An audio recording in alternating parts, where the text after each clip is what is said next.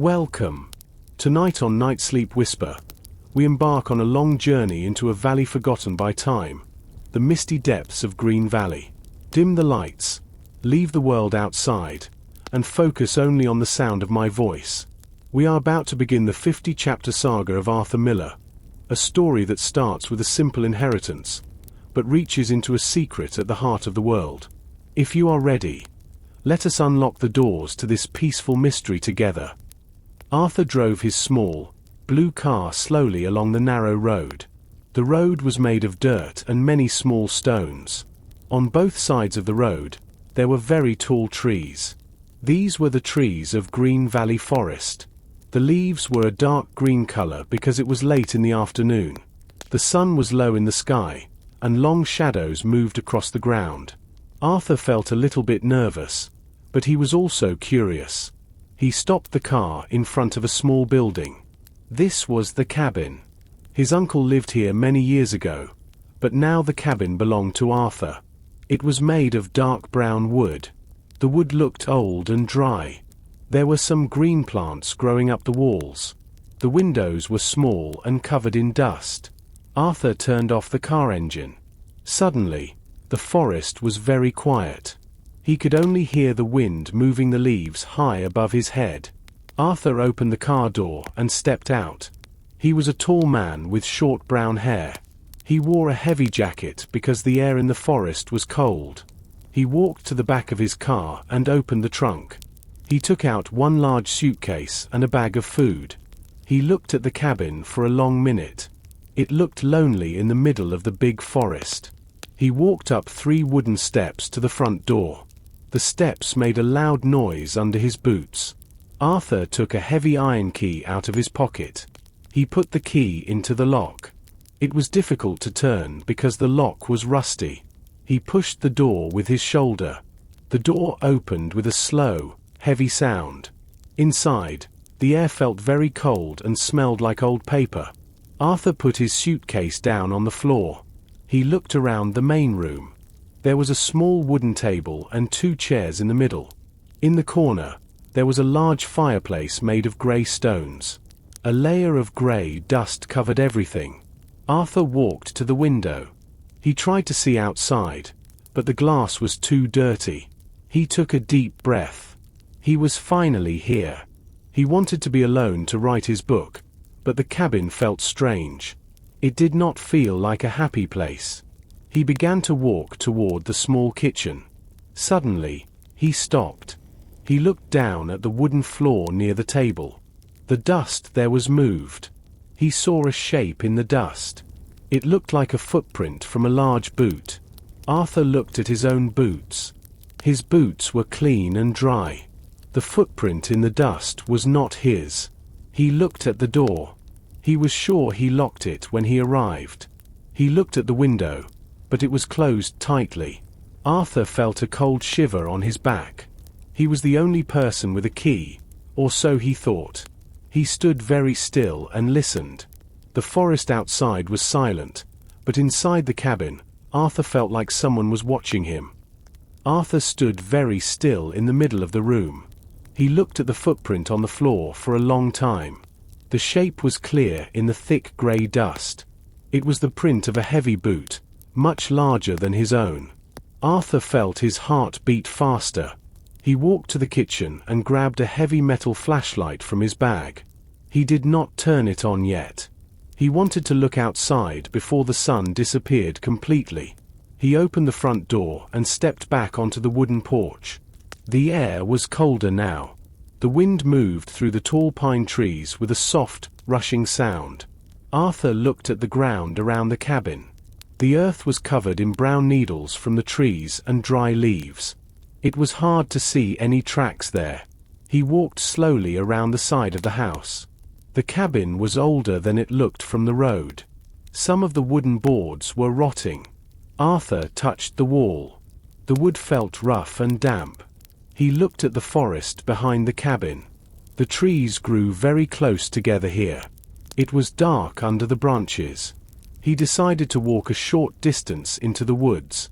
He wanted to see if someone was hiding nearby. As he walked, Arthur noticed something strange. He stopped in front of a very large pine tree. The bark of the tree was cut. Someone used a sharp knife to make a mark. It was a perfect circle with a straight line through the middle. The cut was fresh. Pale yellow sap was still leaking from the wood. Arthur felt a chill that was not from the cold wind. He looked at the next tree. There was another mark. This one was a triangle with a small in the center. He walked further. Every fifth or sixth tree had a symbol. Some were circles, some were squares, and others were shapes he did not recognize. The marks formed a path that led deeper into the dark forest. Who did this? Arthur whispered to himself. His voice sounded small against the vast silence of the trees. He thought about his uncle. His uncle was a quiet man who loved books. He never mentioned strange symbols or mysterious visitors. Arthur wondered if these marks were new, or if they were part of a secret his uncle kept for years. He looked back at his cabin. The small building looked tiny and weak against the giant green trees. The sun was now a thin orange line on the horizon. The shadows were growing longer and darker. Arthur did not want to be in the woods after dark. He turned around and walked quickly back to the porch. He went inside and closed the door. He turned the heavy iron key in the lock. He pushed a heavy wooden chair in front of the door. He felt a little safer, but his mind was busy with questions. The footprint in the dust and the marks on the trees meant one thing. He was not the only person in Green Valley Forest. Arthur lit a small oil lamp on the wooden table. The yellow light moved across the walls.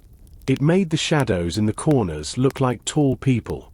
He felt a little better with the light, but the cabin was still very cold. He walked into the small bedroom. It was a tiny room with a wooden bed and a small chest of drawers. The air here was even more dusty than the main room. He sat on the edge of the bed. The mattress was thin and hard. He looked at the floor. He saw more of those strange marks in the dust near the legs of the bed. It looked like someone moved the bed recently. Arthur knelt down on the cold floor. He reached his hand under the bed.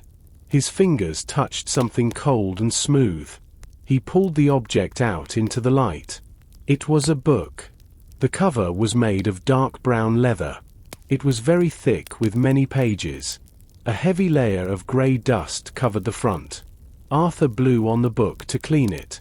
A cloud of dust rose into the air.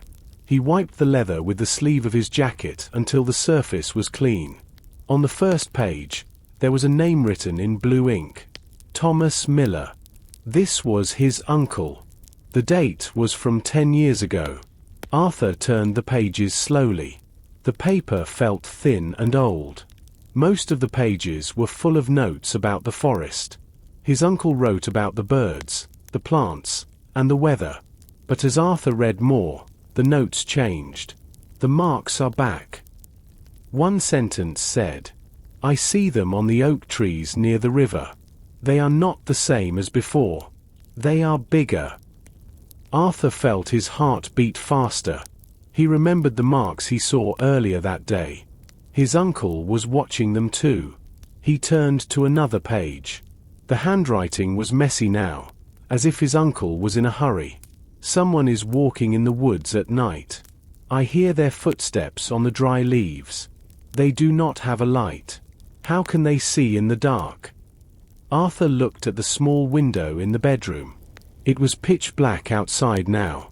He could not see anything beyond the glass. He kept reading. "They want the key. I hid it where the silver meets the wood.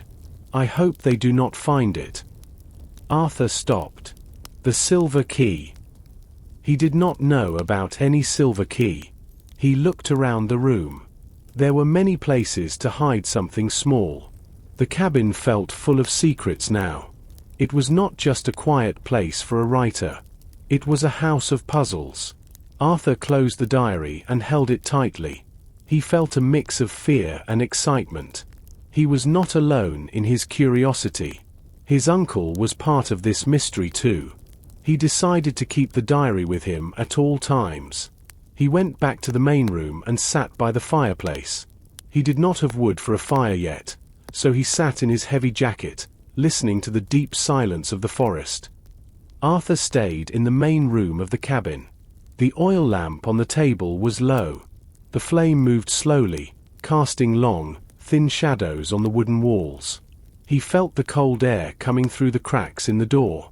He did not have any wood for a fire yet, so he wrapped a thick wool blanket around his shoulders. He sat in the old wooden chair and held his uncle's diary tightly in his lap.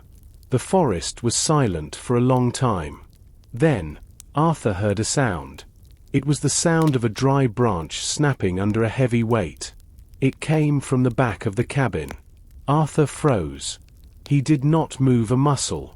He listened carefully. There was another sound, like something heavy dragging across the dead leaves on the ground. It was slow and steady. Arthur stood up quietly. He did not turn on his flashlight.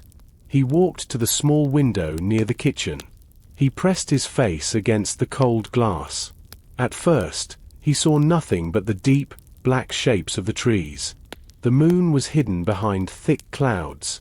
The world outside looked like a dark sea of ink. Then, he saw it. A small, pale light appeared between two large pine trees. It was not a bright light like a lamp. It was a soft, glowing yellow circle. It moved slowly through the air, about 5 feet above the ground. A second later, another light appeared to the left of the first one. Then a third light joined them.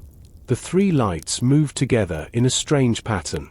They did not move like a person walking with a flashlight. They floated. They went up and down, then side to side. They seemed to be searching for something near the ground. Arthur watched them with wide eyes. His breath made a small cloud of fog on the window glass. He wiped it away quickly with his hand. The lights moved deeper into the forest, toward the area where he saw the marks on the trees earlier. They stayed near the ground for a few minutes. Then they suddenly went out. One by one, the yellow glows disappeared. The forest was dark again. Arthur stayed at the window for an hour. His legs felt tired, but he was too afraid to go to sleep. Who was out there? Were the lights connected to the marks on the trees? He thought about the diary and the silver key his uncle mentioned. The forest was full of secrets that woke up at night. He finally went back to the small bed in the other room. He did not take off his shoes or his jacket. He lay on top of the blankets and watched the door. Every time the wind moved a branch against the roof, his heart jumped. He did not sleep much that night. He waited for the sun to rise so he could see the forest clearly again. Arthur felt very tired. He did not sleep well because of the mysterious lights and the cold air. He washed his face with some cold water from a bottle. He looked at himself in the small, cracked mirror on the wall. He looked worried. He decided he needed to talk to someone. He needed to know if other people saw the lights too. He put on his heavy jacket and walked outside. The forest looked different in the bright daylight. The shadows were gone. The green leaves looked fresh and pretty. Arthur walked toward the place where he saw the lights the night before. He looked at the ground carefully. He expected to see footprints or burned grass. He found nothing. The dry needles on the forest floor were not moved. There were no tracks from a person or a machine. This made him feel even more confused. He decided to walk further into the woods. His uncle's notes mentioned a neighbor. Arthur walked for 20 minutes. The trees were very thick here. Suddenly, the forest opened into a small clearing. In the middle of the clearing, there was a small cottage. It was painted a light blue color. It had a small garden with some herbs and a few flowers. A thin line of gray smoke came from the stone chimney. Arthur walked toward the cottage. A woman was outside in the garden. She wore a long brown skirt and a thick green sweater. Her hair was gray and tied back in a neat bun. She looked like she was 60 years old. She was cutting some dried plants with a pair of metal scissors. When she heard Arthur's boots on the grass, she turned around quickly. She looked surprised to see him. "Good morning." Arthur said. He tried to sound friendly. My name is Arthur. I am staying at the cabin down the road. It belonged to my uncle, Thomas Miller. The woman put down her scissors. She looked at Arthur with sharp, blue eyes. She did not smile, but she did not look angry. I am Elena, she said. Her voice was deep and calm. I knew Thomas. He was a very quiet man. I did not know he had a nephew. Arthur walked closer. I am here to write a book. But the forest is very strange at night. I saw some lights yesterday. Did you see them too? Elena stopped moving. She looked at the tall trees behind Arthur. Her face became very serious. She stayed silent for a moment. The lights come and go, Arthur, she said finally. This forest has many things that are hard to explain. Your uncle knew that. He spent a lot of time looking for answers. What kind of answers? Arthur asked. Elena shook her head. It is a long story. You should go back to your cabin before the clouds come. A storm is coming. She turned back to her plants. Arthur felt that she knew much more than she was saying. He said goodbye, but she did not look up again. He walked back to his cabin, feeling even more curious than before. Arthur did not move.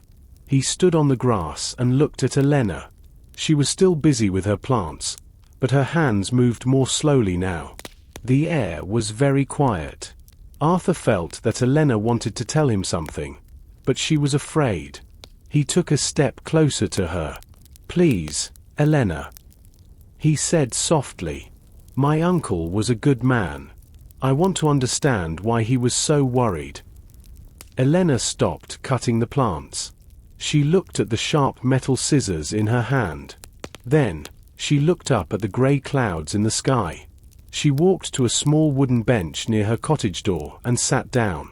She pointed to a chair made of old wood. Sit, Arthur, she said.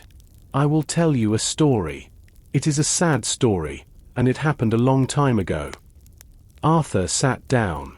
He waited for her to speak. Elena took a deep breath.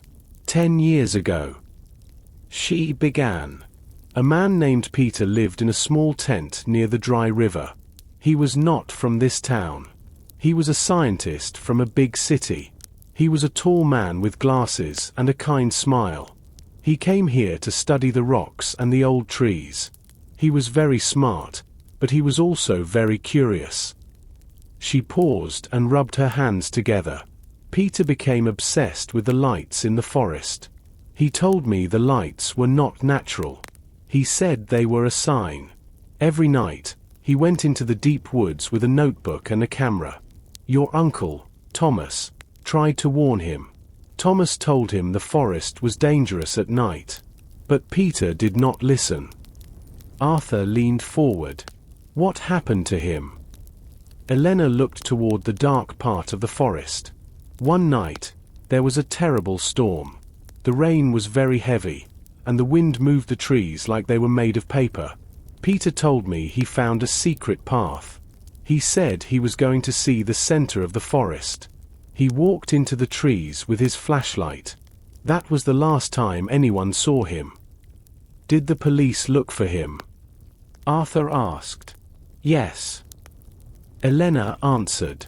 They looked for many weeks. They found his tent. They found his camera on the ground near a large oak tree. But Peter was gone. There were no tracks and no clues. The police said he probably fell into the river, but the river was dry back then, too. People in the village started to say the forest took him. Arthur felt a cold shiver. 10 years ago was the same time his uncle started the diary. Did my uncle help look for him? Elena nodded slowly. Your uncle was the one who found Peter's camera.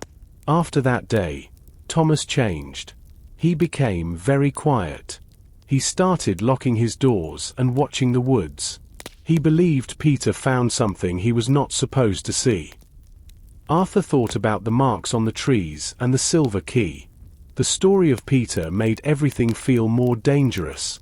He thanked Elena for the story and stood up. He needed to go back and read more of the diary. Arthur walked back to his cabin quickly. The sky was getting darker. The grey clouds Elena mentioned were now thick and heavy. He went inside and locked the door. He felt a little bit safer behind the thick wood. He lit the oil lamp and sat at the small table. He took out the leather diary again. He wanted to read every word his uncle wrote. He turned the pages carefully. He read about the day Peter disappeared. His uncle wrote that the forest felt different that day. The birds were silent, and the air was very still. Arthur turned to a page near the middle of the book. Suddenly, a piece of folded paper fell out. It was yellow and felt like old skin. Arthur unfolded the paper slowly. It was a map. His uncle drew it with a black pen. The drawing was very detailed. In the center of the map, there was a small square. His uncle wrote the cabin next to it. To the north, there was a drawing of a very large tree. This was the oak tree Arthur saw earlier. To the west, there was a long, wavy line. The words Dry River were written there in small letters.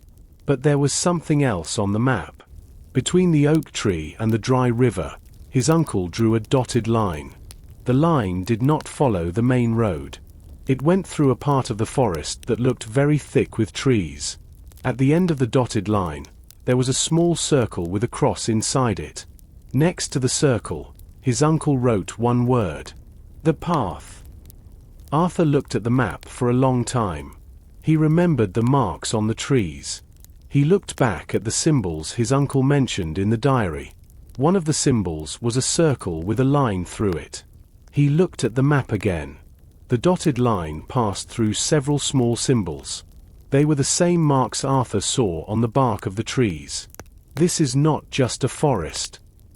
Arthur said to himself. This is a puzzle. He read the notes on the back of the map. The handwriting was very small. The path is hidden by the shadows of the tall pines. The note said, "Do not go when the sun is high. Go when the shadows are long. The silver key opens the way, but the way is deep under the ground." Arthur thought about the silver key again. He still did not have it. He remembered his uncle's note from before. "I hid it where the silver meets the wood." He looked around the cabin. He saw the wooden walls, the wooden table, and the wooden bed. Where was the silver? He looked at his reflection in the old mirror again. The frame of the mirror was made of dark wood, but the edges were decorated with small pieces of shiny metal. Was that silver? He walked to the mirror and touched the frame. It was cold. He pushed on the wood, but nothing moved. He needed to find that key before he could follow the map. Without the key, the hidden path was just a line on a piece of old paper. Arthur looked at the small wooden box on the shelf again. It was very old. The wood was a deep, dark brown. The corners of the box were covered in thin, shiny silver plates. He remembered the words in the diary, "Where the silver meets the wood." He picked up the box and looked at the silver plates very closely. One of the plates was a little loose. He used the tip of his small pocket knife to lift the metal gently. Behind the silver plate, there was a tiny hole in the wood. Inside the hole, something shiny reflected the light of his lamp. Arthur used a pair of tweezers from his bag to pull it out. It was a small, silver key. It was very beautiful. The top of the key was shaped like a tiny leaf. "I have the key," Arthur said. He felt a moment of hope. Now he could follow the map. He put the silver key into his pocket. He took his flashlight, the diary, and the map. Outside, the wind was stronger.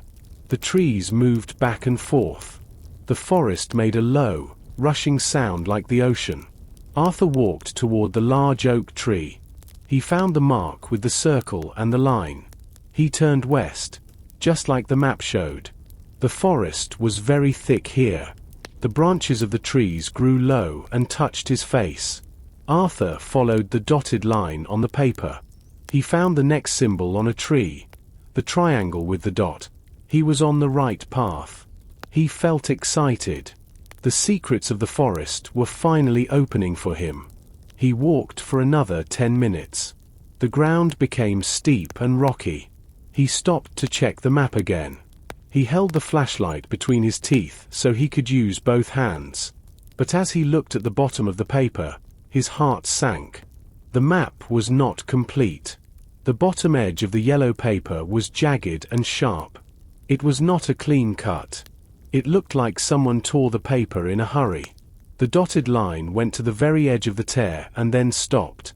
The circle with the cross, the place called the path, was not there. No. Arthur whispered. He turned the paper over, but the back was empty. He looked inside the diary again. He shook the book, hoping a small piece of paper would fall out. Nothing happened. The most important part of the map was missing. He looked around the dark forest. Without the rest of the map, he did not know which way to turn. There were hundreds of trees and many different directions. The shadows looked like monsters in the flashlight's beam. Suddenly, the wind died down. The forest became completely silent. Arthur heard a soft sound. It was the sound of a foot stepping on a dry leaf. It came from behind a large pine tree. Arthur turned his light quickly, but he saw only the grey bark of the trees. He realized that the missing page was not his only problem. Someone was following him, and they did not need a map to find him. Arthur did not wait to see who was behind the tree. He turned off his flashlight. He did not want the watcher to see him. He stood very still in the dark. His heart was beating like a drum in his chest. He stayed there for 5 minutes. He heard the wind return, but he did not hear any more footsteps. He decided to move slowly. He did not use the light. He remembered the map. He was near the area of the large oak tree. He felt the bark of the trees with his hands as he walked. Finally, he touched a trunk that was much wider than the others. It was the great oak. Its branches were like giant arms reaching for the sky. Arthur knelt on the ground. He remembered his uncle's words. The way is deep under the ground.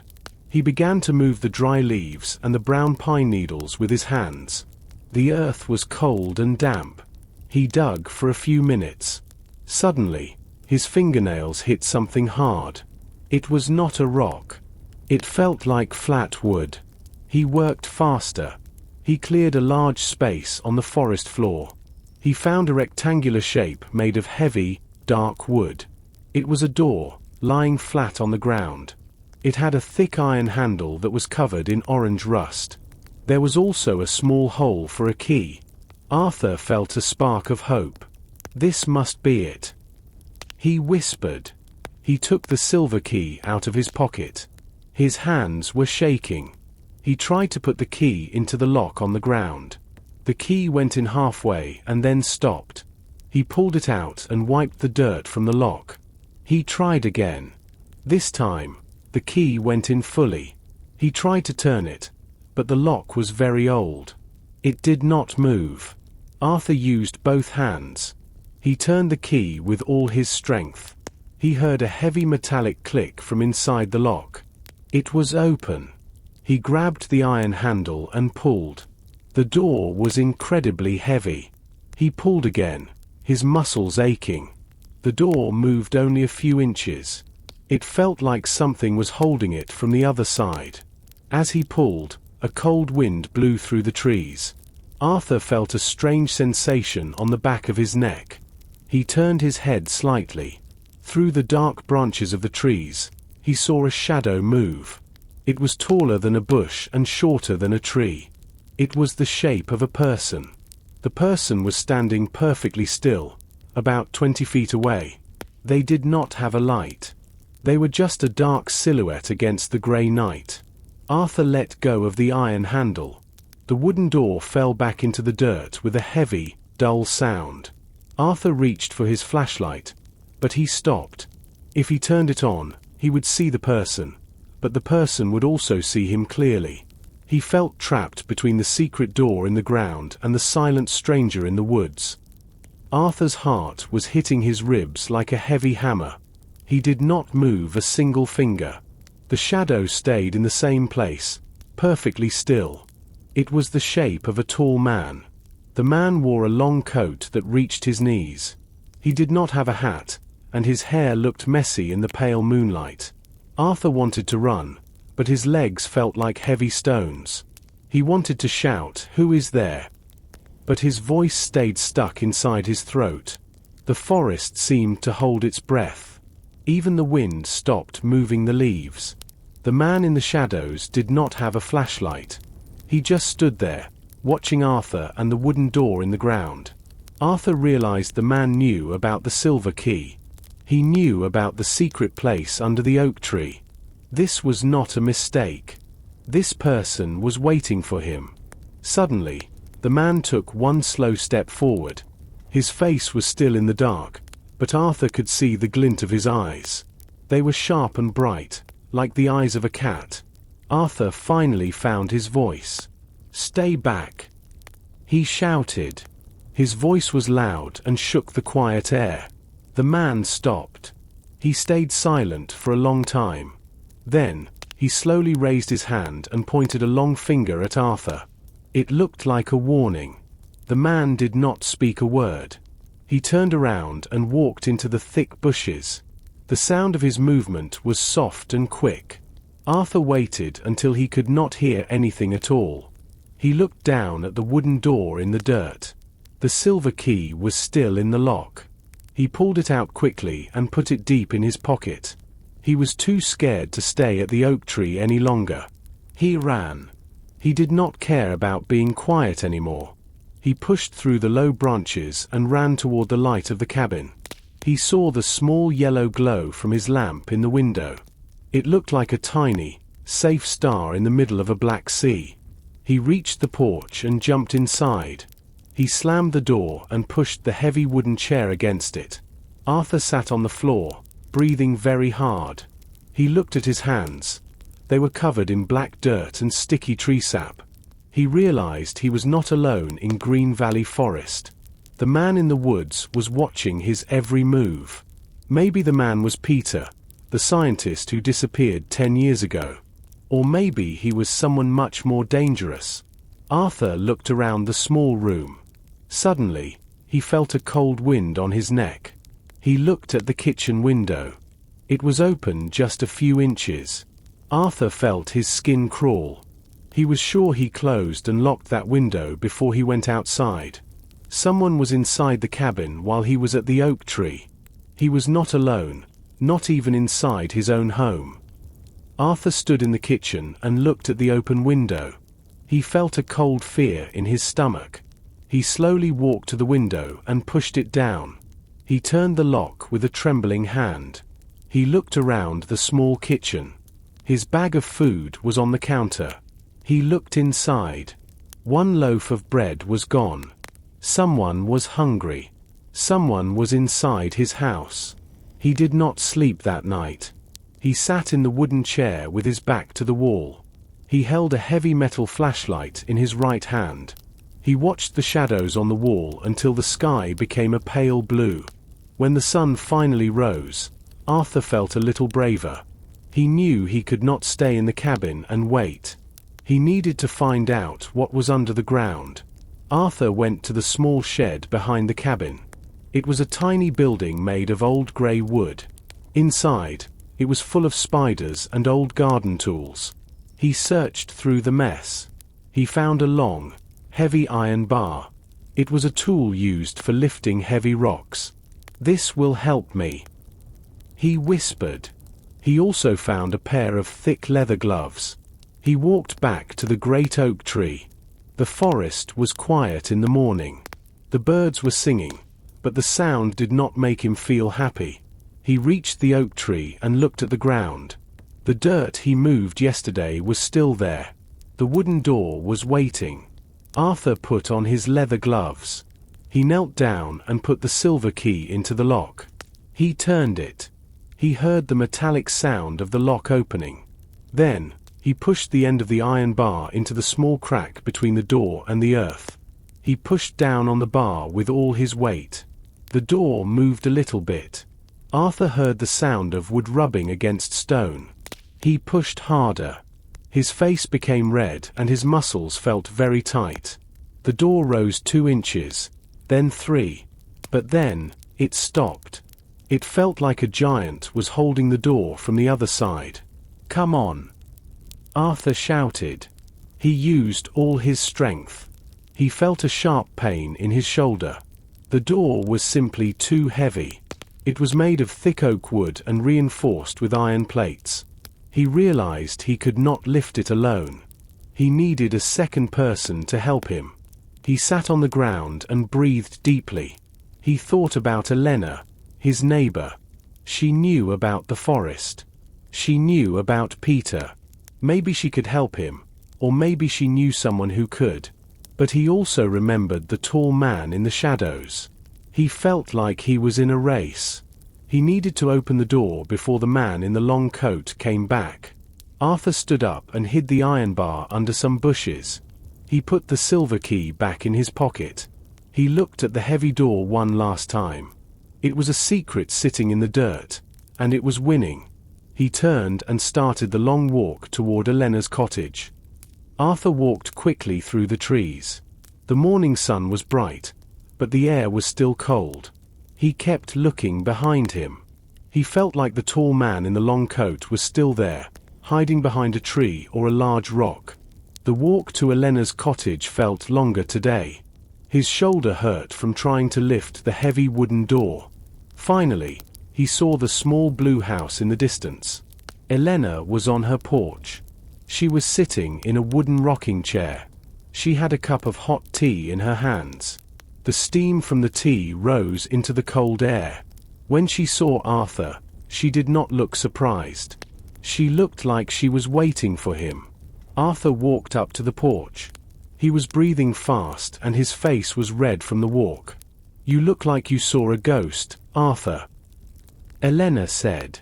She took a slow sip of her tea. Her blue eyes were very sharp. "Sit down. You are shaking." Arthur sat on the top step of the porch. "I found it, Elena," he said in a low voice. "I found the place my uncle wrote about. There is a door in the ground near the big oak tree. It is made of heavy wood and iron." Elena stopped rocking her chair. The tea in her cup moved slightly. She looked at the forest and stayed silent for a long time. The only sound was the wind in the trees. Arthur waited. He wanted her to say something, but she looked afraid. "You should not have looked for it," she said finally. Her voice was very quiet. "That door was closed for a reason. Your Uncle Thomas spent years trying to forget what was down there." "What is down there, Elena?" Arthur asked. He leaned toward her. "I have the silver key. I put it in the lock. I tried to open it, but the door is too heavy. I need help. Someone was watching me last night. A tall man in a long coat. Who is he?" When Arthur mentioned the man, Elena dropped her spoon. It made a sharp metallic noise on the wooden floor. Her face turned pale. She gripped the arms of her chair with her thin hands. "He is back," she whispered. "I thought he left this forest years ago." "Who is he?" Arthur asked again. "Is it Peter? The man who disappeared?" Elena shook her head quickly. "No. Peter was a kind man. The man in the coat is Marcus. He was a friend of Peter, but he was not kind. He wanted something from the forest. He believed there was something valuable hidden under the earth.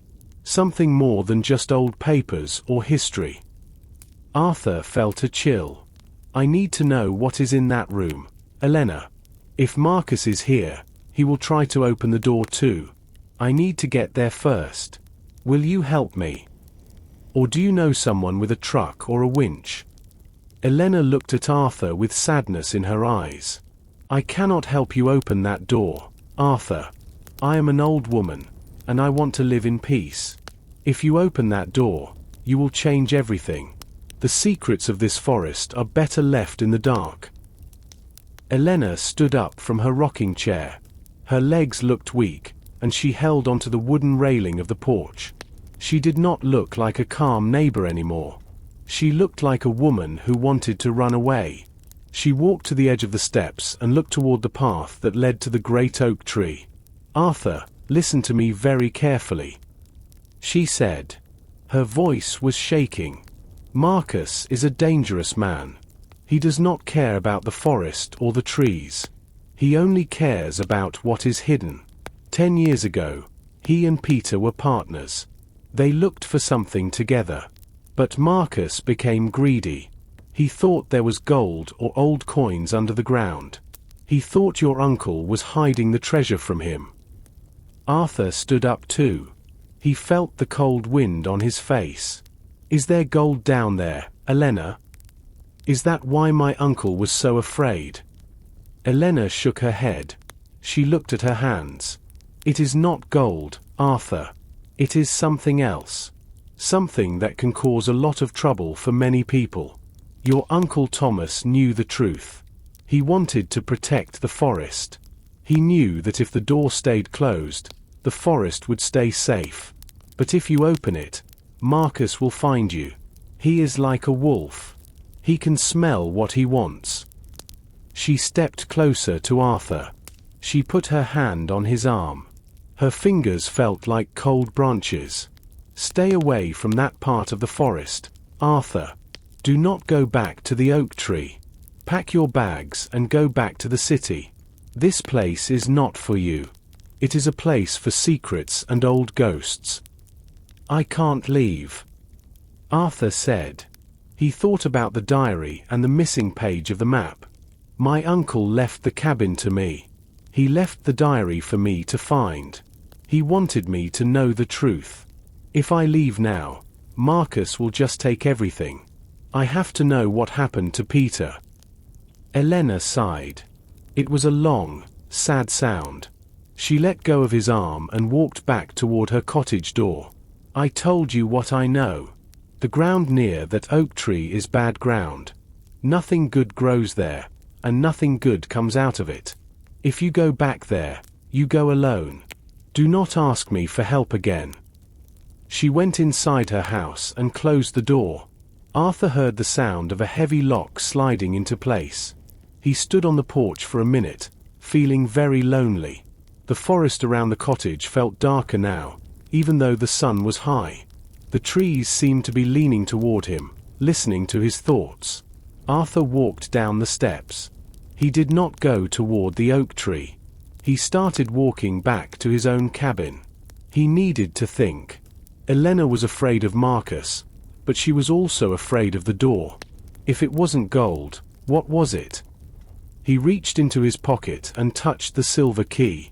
It felt heavy. He decided to search his cabin one more time. Maybe there was something else his uncle hid, something that could help him open the heavy door. Arthur entered his cabin and immediately felt that something was wrong. He stood by the door and looked around the room. The air was still dusty, but some things were different.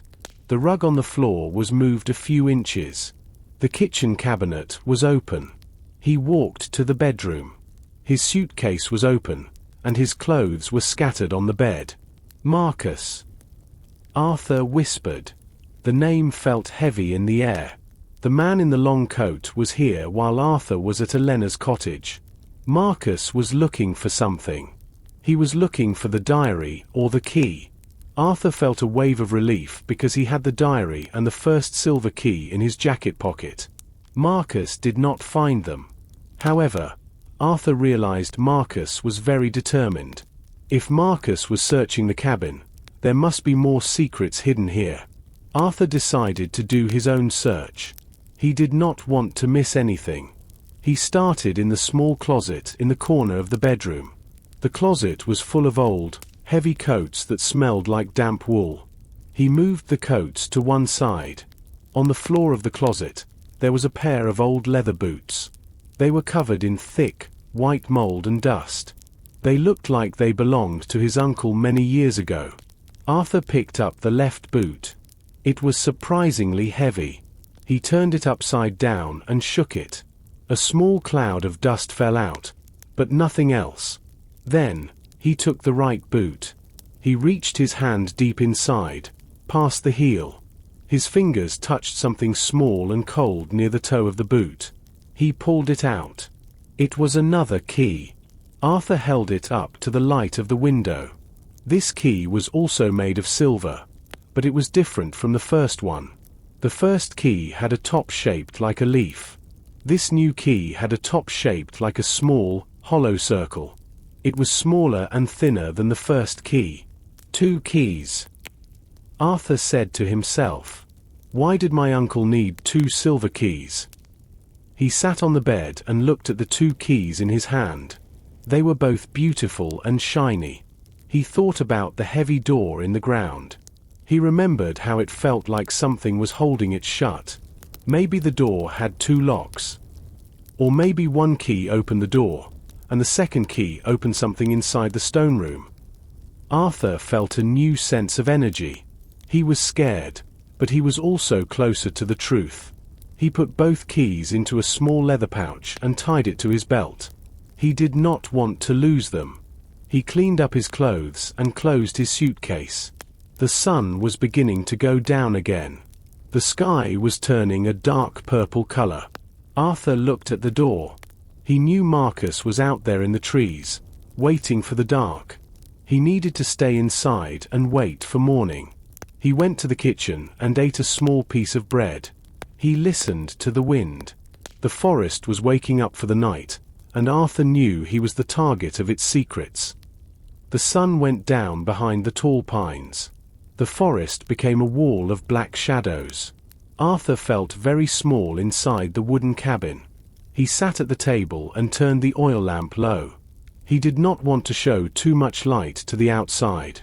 He held his breath and listened. The silence of the forest was heavy, like a thick blanket. He heard a noise. It was not the wind. It was the sound of a foot stepping on a dry branch. Then, there was another step. It was slow and steady. The sound came from the front porch. Arthur stood up quickly. He looked at the door.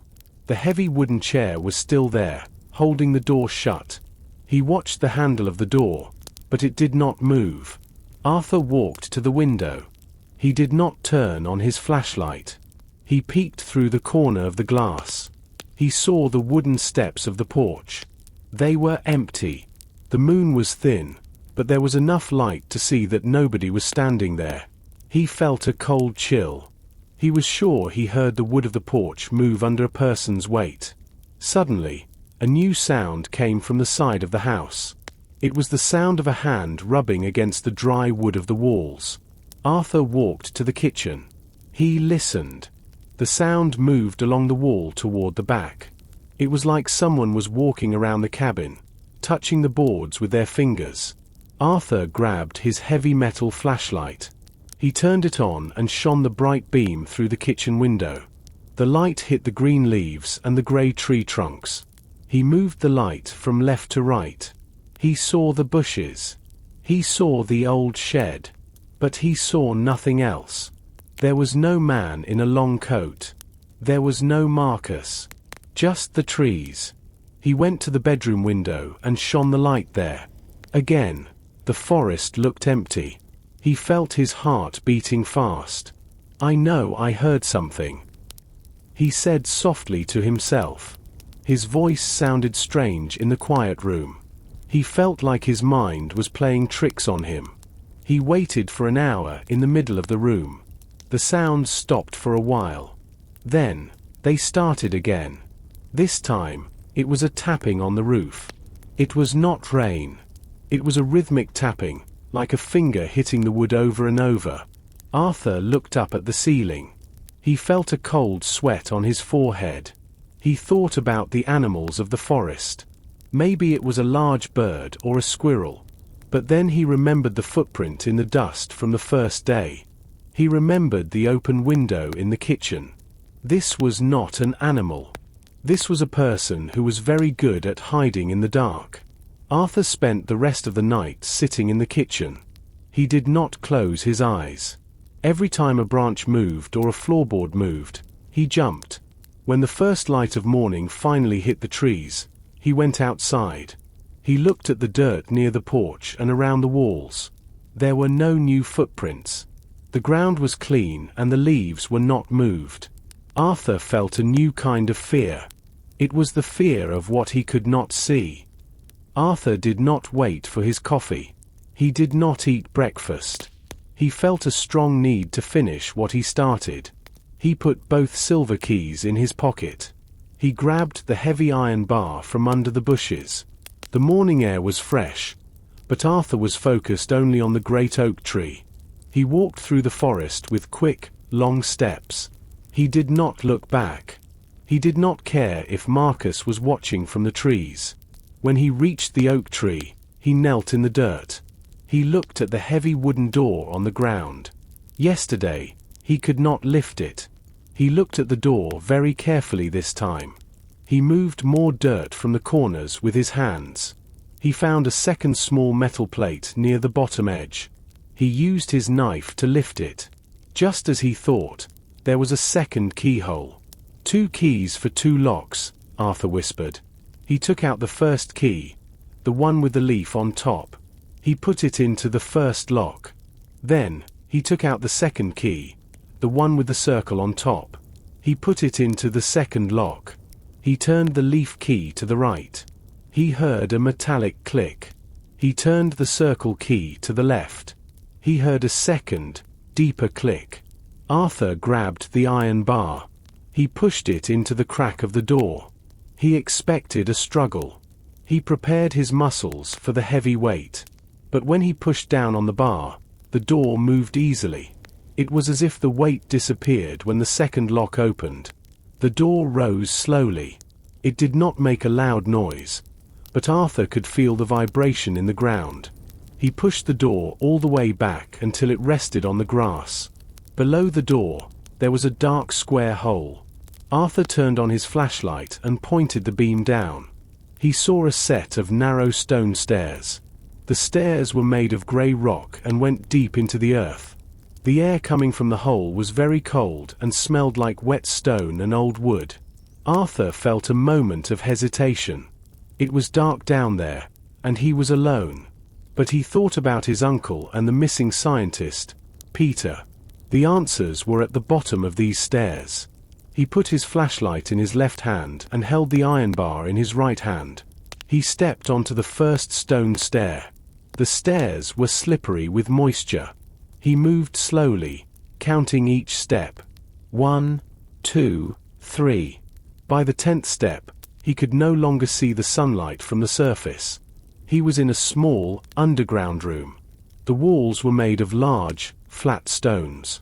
The ceiling was held up by thick wooden beams. In the center of the room, there were several old wooden boxes. They were stacked on top of each other. Arthur walked toward them. His flashlight moved across the boxes. They were covered in thick spider webs and dust. He reached out his hand to open the first box. He was finally inside the secret room of Green Valley Forest. Arthur reached the bottom of the stone stairs. He stood on a floor made of large, flat rocks. The room was not very big, but it felt solid and strong. The ceiling was low, and the thick wooden beams above his head looked very old. The air was heavy and damp. It smelled like wet earth and old, forgotten things. Arthur held his flashlight tightly. The beam of light cut through the darkness like a knife. He moved the light slowly around the room. The walls were made of grey stones of different sizes. There were no windows, of course. This place was deep under the roots of the great oak tree. In the corners of the room, he saw thick white spider webs. They moved slightly in the cold air that followed him down from the surface. In the center of the room, there were several wooden boxes. There were 6 boxes in total. Some were small, like show boxes, and some were large and heavy. They were made of dark wood and had metal corners. Arthur walked toward them. Each step he took made a quiet sound on the stone floor. He felt a sense of wonder. This room was a secret for many years. His Uncle Thomas and the scientist Peter probably stood in this exact spot. Arthur looked for gold. He remembered what Elena said about Marcus. Marcus thought there was treasure here. Arthur looked at the walls and the floor. He did not see any gold coins or shiny jewelry. He only saw the old boxes and a small wooden table in the corner. On the table, there was an old glass bottle and a piece of dry candle. He knelt beside the largest box. He put his iron bar on the floor next to him. He wanted to be careful. He did not want to break anything. The lid of the box was not locked. He put his hands on the wood. It felt cold and slightly fuzzy with dust. He lifted the lid slowly. It was heavy and moved with a stiff, slow motion. Arthur shone his flashlight inside the box. He expected to find tools or maybe more books. But the box was full of something different. There were many small envelopes and bundles of paper. The paper was yellow and very thin. Under the papers, there were several wooden frames. He picked up one of the frames. It was a photograph. The picture was black and white. It showed a group of men standing in the forest. They all wore old-fashioned suits and tall boots. They were not smiling. They looked very serious. In the background of the photo, Arthur could see the same cabin where he was staying. But in the photo, the cabin looked new. The trees around it were much smaller. Arthur felt a strange connection to the past. These boxes were not full of gold. They were full of history.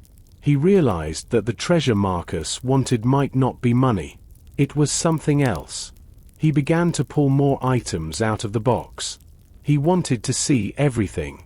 He was so busy looking at the box that he did not hear the soft movement on the stairs behind him. Arthur knelt on the cold stone floor. The large wooden box was open in front of him. He felt a mix of fear and curiosity. He reached into the box and pulled out a stack of old photographs. They were not in color. They were black and white, and the edges of the paper were yellow and soft. The people in the pictures looked like they were from a different time. He looked at the first photograph. It showed a group of 3 men. They were standing in a field of tall grass. One man wore a long dark coat, similar to the one Marcus wore. The men were not looking at the camera. They were looking at a large, metal object on the ground. It looked like a very old machine. Arthur did not know what the machine was for, but the men looked very serious. He looked at the next picture. It was a woman standing in front of the cabin. She had a kind face and long, dark hair. She was holding a small wooden box, very similar to the one Arthur found in the bedroom. "Who are these people?" he whispered. He did not recognize any of them. They were strangers, but they all seemed to belong to the history of Green Valley Forest. The photographs were not just of people. Some pictures showed the trees. Arthur noticed that some of the trees in the photos had the same marks he saw yesterday. The circles, the triangles, and the squares were all there, even 40 or 50 years ago. This meant the mystery was very old. It was not something that started with his uncle or the scientist, Peter. Arthur felt a strange coldness in the room. He moved his flashlight to the bottom of the box. He found a small, black notebook. He opened it, but the pages were stuck together because of the damp air.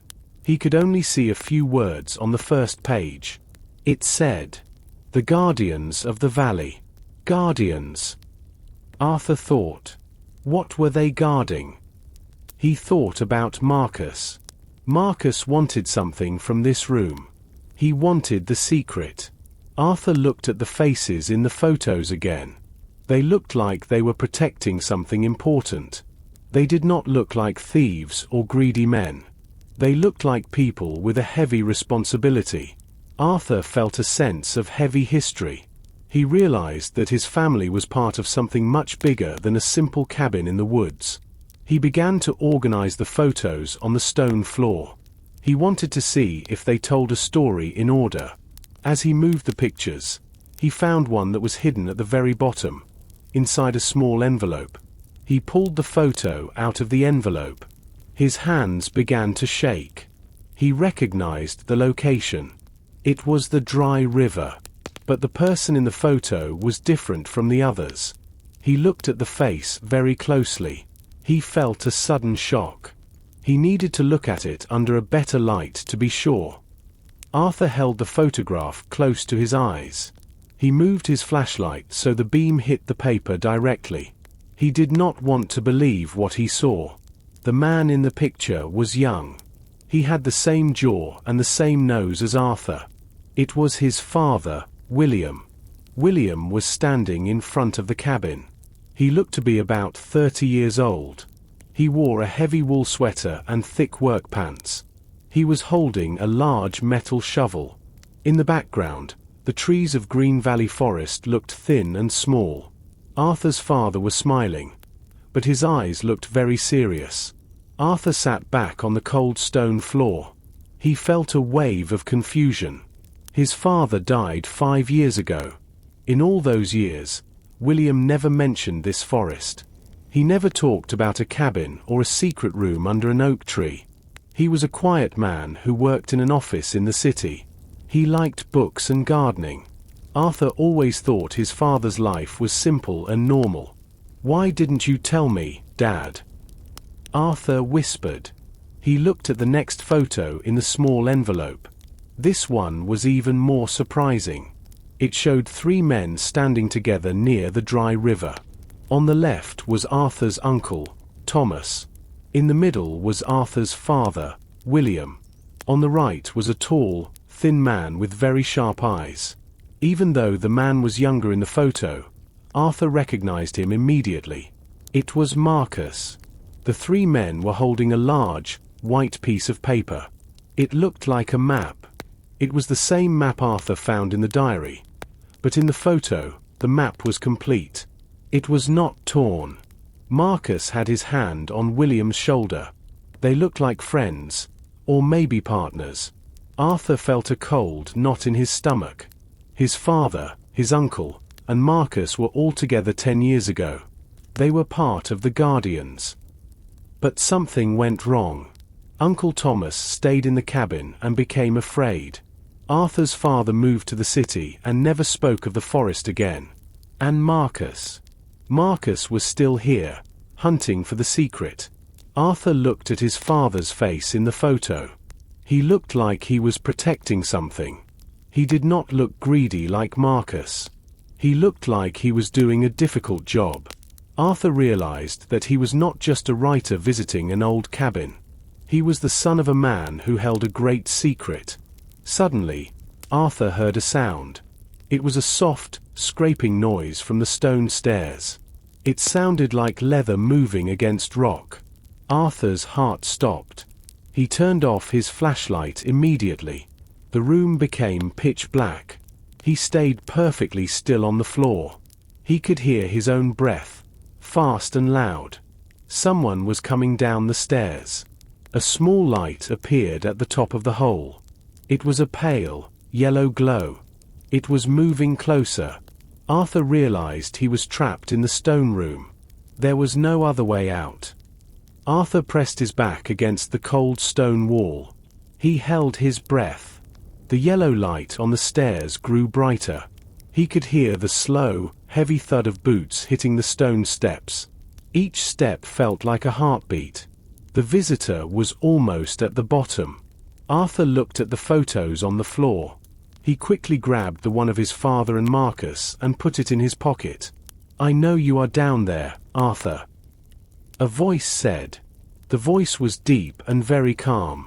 It did not sound angry, but it did not sound friendly. Arthur did not move. He watched as a tall man stepped into the room. It was Marcus. In the small room, he looked even taller. He wore a long, dark coat that was wet from the forest mist. He held a powerful flashlight in one hand. He pointed the light at Arthur's face. Arthur squinted because the light was very bright. "It is a very old room," is it not?" Marcus asked. He looked around the stone walls with a small smile. "Your Uncle Thomas was a very good hider.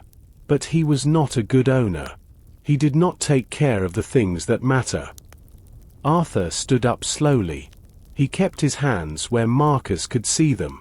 "My uncle owned this cabin and this land," Arthur said. His voice was a little shaky, but he tried to be brave. "He left it to me. I have the papers." Marcus laughed quietly.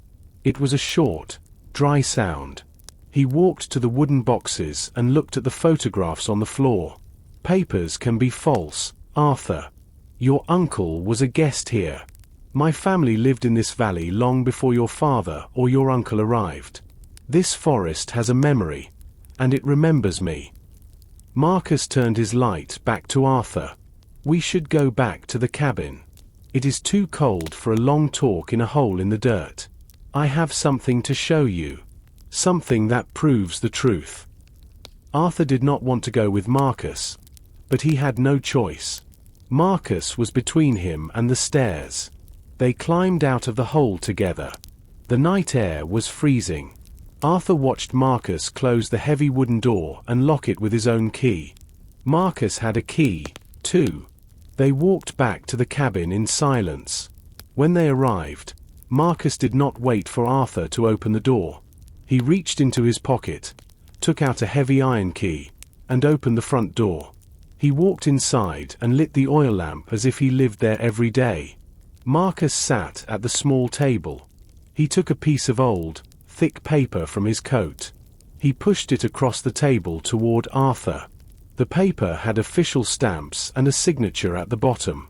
"This is a deed of ownership," Marcus said. "It says this land belongs to the Marcus family. Your uncle was just a caretaker who forgot his place. This cabin, the forest, and everything under the trees. It is all mine. You are a trespasser, Arthur. You must leave tomorrow morning." Arthur looked at the paper. It looked real, but he thought about the photo in his pocket. If Marcus was the owner, why was his father in those pictures? Why was his father holding a shovel and a map? Arthur realized Marcus was lying about something, but he did not know what it was yet. The oil lamp on the table flickered. Marcus sat in the wooden chair that Arthur used earlier. He looked very comfortable, as if the cabin really belonged to him. His long coat was still wet, and a small puddle of water formed on the floor. He did not look at Arthur. He looked at the walls, the shelves, and the small kitchen area. His eyes were like a hawk searching for a small animal.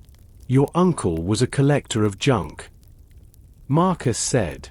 His voice was low and smooth. He liked to keep things that did not belong to him. It was a bad habit. "Did he give you any books, Arthur?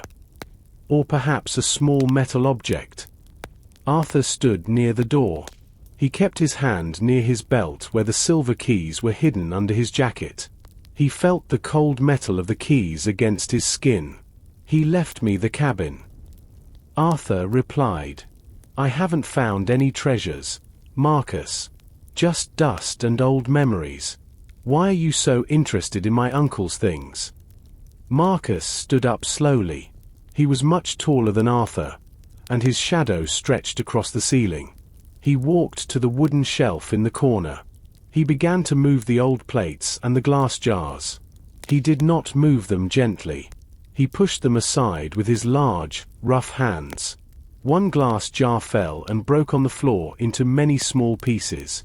Marcus did not look down. He did not care about the mess. He continued to search the shelf, his fingers tapping the wood. "I'm looking for a specific book," Marcus said. He turned his head and looked at Arthur with sharp, blue eyes. "It is a leather book. Very old. It contains some family history that is very important to me. It is not yours to keep. Have you seen it?" Arthur thought about the diary in his pocket. He felt the heavy leather against his side. He knew Marcus would take it if he found it. "No," Arthur said. He tried to keep his voice steady and calm. "I only found some old newspapers and empty boxes." Marcus walked to the bedroom door. Arthur felt a surge of panic. The old boots were still in the closet. Would Marcus look there? Marcus entered the small bedroom. Arthur heard him opening the drawers of the dresser. He heard the sound of the mattress being moved and the blankets being tossed. Marcus was looking for something very specific. He was looking for the diary or the keys. "You are a bad liar, Arthur." Marcus called out from the bedroom. He walked back into the main room. He looked angry now. His face was red and his breathing was heavy. "Your father was the same. He always tried to hide the truth behind a smile. But I am a patient man. I always find what I want." Marcus walked to the front door. He opened it, and the cold night air rushed into the room. The wind moved the flame of the lamp. "I will let you stay for tonight. It is late, and the forest is not safe. But tomorrow, you must go. And if I find that you are hiding my property, there will be serious trouble." He stepped out onto the porch and disappeared into the darkness. Arthur waited until he could not hear the sound of Marcus's boots on the dirt anymore. He quickly locked the door and pushed the chair against it. He felt exhausted and terrified. Marcus was looking for the diary. Arthur knew he had to hide it somewhere better. Arthur stood in the middle of the room. He felt very tired, but his mind was moving fast. He looked at the heavy leather diary in his hand. He looked at the 2 silver keys. He knew he could not keep them in his pockets. Marcus was strong and angry. If Marcus returned and searched him, Arthur would lose everything. He needed a very good hiding place. He looked at the wooden walls. He looked at the bed. No. Those places were too easy to find. Marcus already searched the closet and the dresser. Arthur walked to the heavy wooden table in the center of the room. He knelt on the floor and looked at the wooden boards under the table. The floor was made of long pieces of dark wood. Most of them were nailed down tightly. Arthur used the light of the oil lamp to see the cracks between the boards. Near the back leg of the table, he saw a board that looked a little different. It was shorter than the others. He used his pocket knife to gently lift the edge of the wood. The board moved. It was not nailed down. Arthur lifted the piece of wood. Under the floor, there was a small, dry space filled with dirt and a few old spiderwebs. It was the perfect size. He took the diary and the 2 silver keys. He wrapped them together in a clean kitchen towel. He put the bundle into the hole. He placed the wooden board back in its spot. He moved the table a few inches so the heavy leg stood directly on top of the loose board. Now, no one could lift the wood without moving the heavy table first. Arthur stood up and breathed a sigh of relief. He felt a little bit safer. "Now I am ready," he whispered. He went to the kitchen and packed a small bag. He put a bottle of water, a piece of dry cheese, and his heavy flashlight inside. He also took a small notebook and a pen. If he found more clues, he wanted to write them down. He did not know what Marcus was planning, but he knew he could not wait until morning to find out. He looked out the window. The moon was high now. The forest was a sea of black and silver. Arthur thought about the photo of his father and Marcus. They were friends once. What happened to make them enemies? Why did his father run away to the city? Arthur decided he would not leave the forest tomorrow. He would not let Marcus win. He would follow Marcus and find the truth about the Guardians and the secret room. He sat in the chair and waited. He did not want to sleep. He wanted to watch the woods. He wanted to see if the mysterious lights returned. He was no longer just a visitor. He was a part of the mystery of Green Valley Forest. Arthur sat by the window in the dark. He did not turn on any lights. He watched the edge of the forest where the trees met the grass. For a long time, nothing moved. Then, He saw a small flicker of light far away between the pine trees. It was Marcus. Marcus was moving deep into the woods, away from the main road. Arthur stood up. He grabbed his jacket and his bag. He moved the heavy chair away from the door very slowly. He did not want to make any noise. He opened the door just enough to slide outside. The night air was like ice on his face. He closed the door quietly and stepped off the porch. He followed the distant light of Marcus's flashlight. He stayed far behind.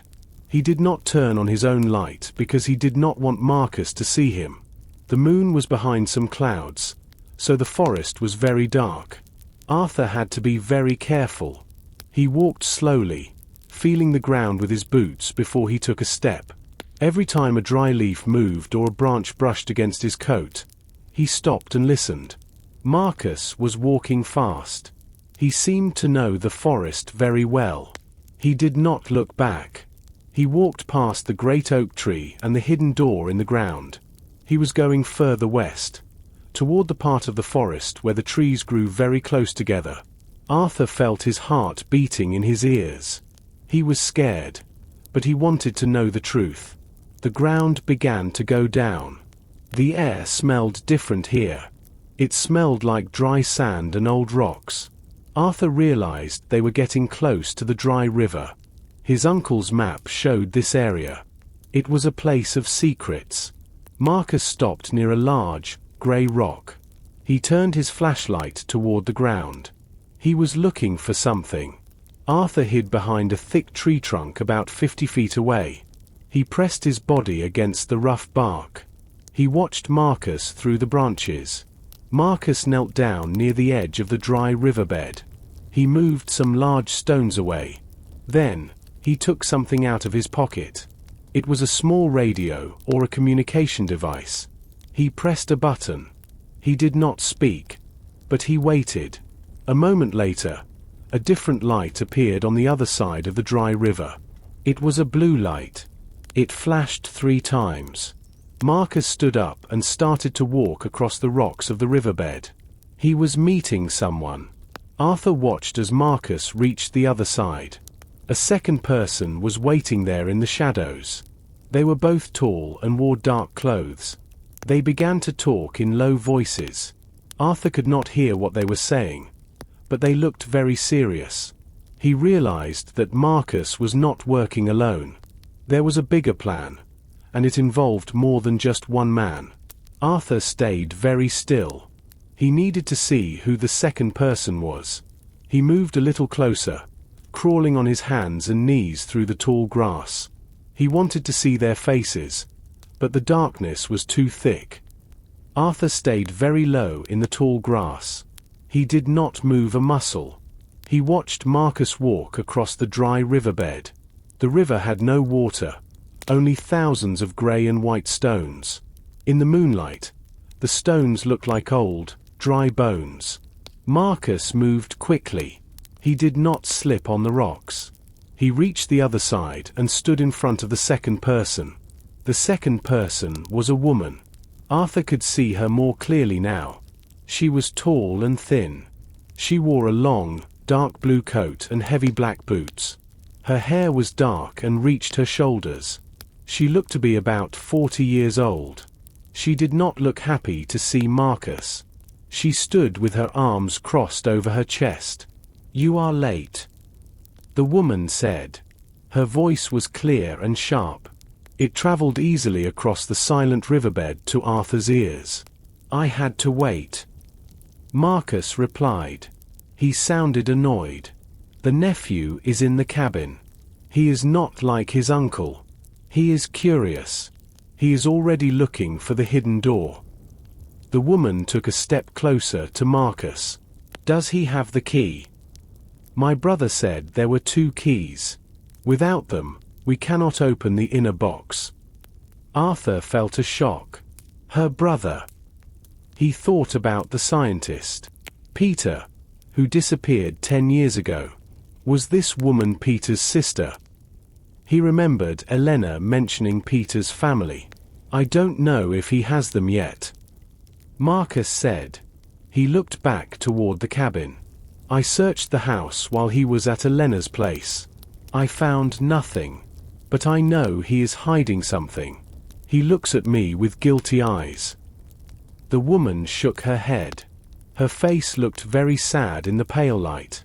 We need to find the truth, Marcus. My brother did not just walk away. He found something in that stone room, and then he was gone. If the nephew has the keys, we need to talk to him. We should not be hiding in the woods like thieves. No! Marcus shouted. The sound of his voice was loud and angry. It echoed against the trees. We do this my way. I am the owner of this land now. I have the papers. The nephew will leave tomorrow. And then the forest belongs to us. We will find what Peter found, and we will be rich. The woman, Sarah, looked at the ground. She did not look like she wanted to be rich. She looked like she wanted answers. I don't care about the money, Marcus. I want to know what happened to Peter. If you hurt that young man in the cabin, I will go to the police. Marcus grabbed Sarah's arm. He looked very dangerous now. You will do nothing. You will wait at the old camp. I will bring the keys to you. Arthur watched as Marcus let go of her arm. Sarah turned and walked away into the dark trees on the far side of the river. Marcus stood alone on the rocks for a long time. He looked like a giant shadow. Arthur realized that the mystery was not just about a hidden room. It was about a disappearance and a family's pain. He felt a new sense of purpose. He needed to talk to Sarah. Arthur waited for Marcus to disappear into the thick trees. He stayed very quiet until the sound of Marcus's heavy boots died away. Then, he looked across the dry riverbed. Sarah was walking slowly along the opposite bank. She looked tired and sad. Arthur knew this was his only chance to find an ally. He stood up from the tall grass and walked onto the grey stones of the river. The stones moved under his feet with a dry, rubbing sound. Sarah heard him and turned around quickly. She looked frightened. She held her hands up as if to protect herself. Wait! Arthur called out softly. I am not Marcus. I am Arthur. I am the nephew of Thomas Miller. Sarah stopped. She looked at him with narrow eyes. The moon came out from behind a cloud, and her face became clearer. She saw that Arthur was young and did not look dangerous. She let out a long breath and lowered her hands. Thomas's nephew? She asked. Her voice was less sharp now. Why are you here in the middle of the night? It is not safe. Arthur reached the other side of the river. He stood a few feet away from her. I followed Marcus. I saw you talking to him. You are Peter's sister, aren't you? The woman nodded slowly. My name is Sarah. Peter was my older brother. He was the only family I had. When he disappeared 10 years ago, my life stopped. The police said he was gone, but I never believed them. I knew he found something important in this forest. He did find something. Arthur said. I found a secret room under the great oak tree. My uncle left a diary and a map. My father was also involved. I saw a photo of them all together. My father, my uncle, and Marcus. Sarah's eyes widened. She stepped closer to him. Your father was William. I remember Peter talking about him. He said William was the only one he could trust. Marcus was always the problem. He was greedy back then, and he is greedy now. She looked toward the dark woods where Marcus went. Marcus thinks there is wealth in that room. But Peter told me the secret was about the land itself. He called it a burden. He wanted to protect it from people like Marcus. Where is Peter now? Arthur asked. Sarah looked at the dry river. I don't know. Marcus says Peter ran away because he was scared. But I think Marcus did something to him. I am only working with Marcus because he promised to show me Peter's last campsite. I want to find his notebook. I want to know what happened to my brother." Arthur felt a deep sympathy for Sarah. They were both looking for the truth about their families. "We should work together," he said. "Marcus wants the keys I found. He is searching the cabin. But I have them hidden." Sarah looked at him with a mix of hope and fear. "If you have the keys, you are in great danger, Arthur. Marcus will not stop until he has them. He is not a man who follows the law. He thinks this forest is his kingdom." Arthur looked at the tall, silent trees. He realized that Sarah was his only friend in this dark place. "I am not leaving until I find out the truth," he said firmly. "For my father, and for your brother." Sarah looked back at the dark cabin on the hill. It was a small, lonely shape against the giant trees of the forest. The moon was bright now, and the light made the forest look like a silver painting. Sarah turned to Arthur and spoke in a very low voice. "Arthur," she said, "you found the stone room under the oak tree. That is a very important place. But there is another place.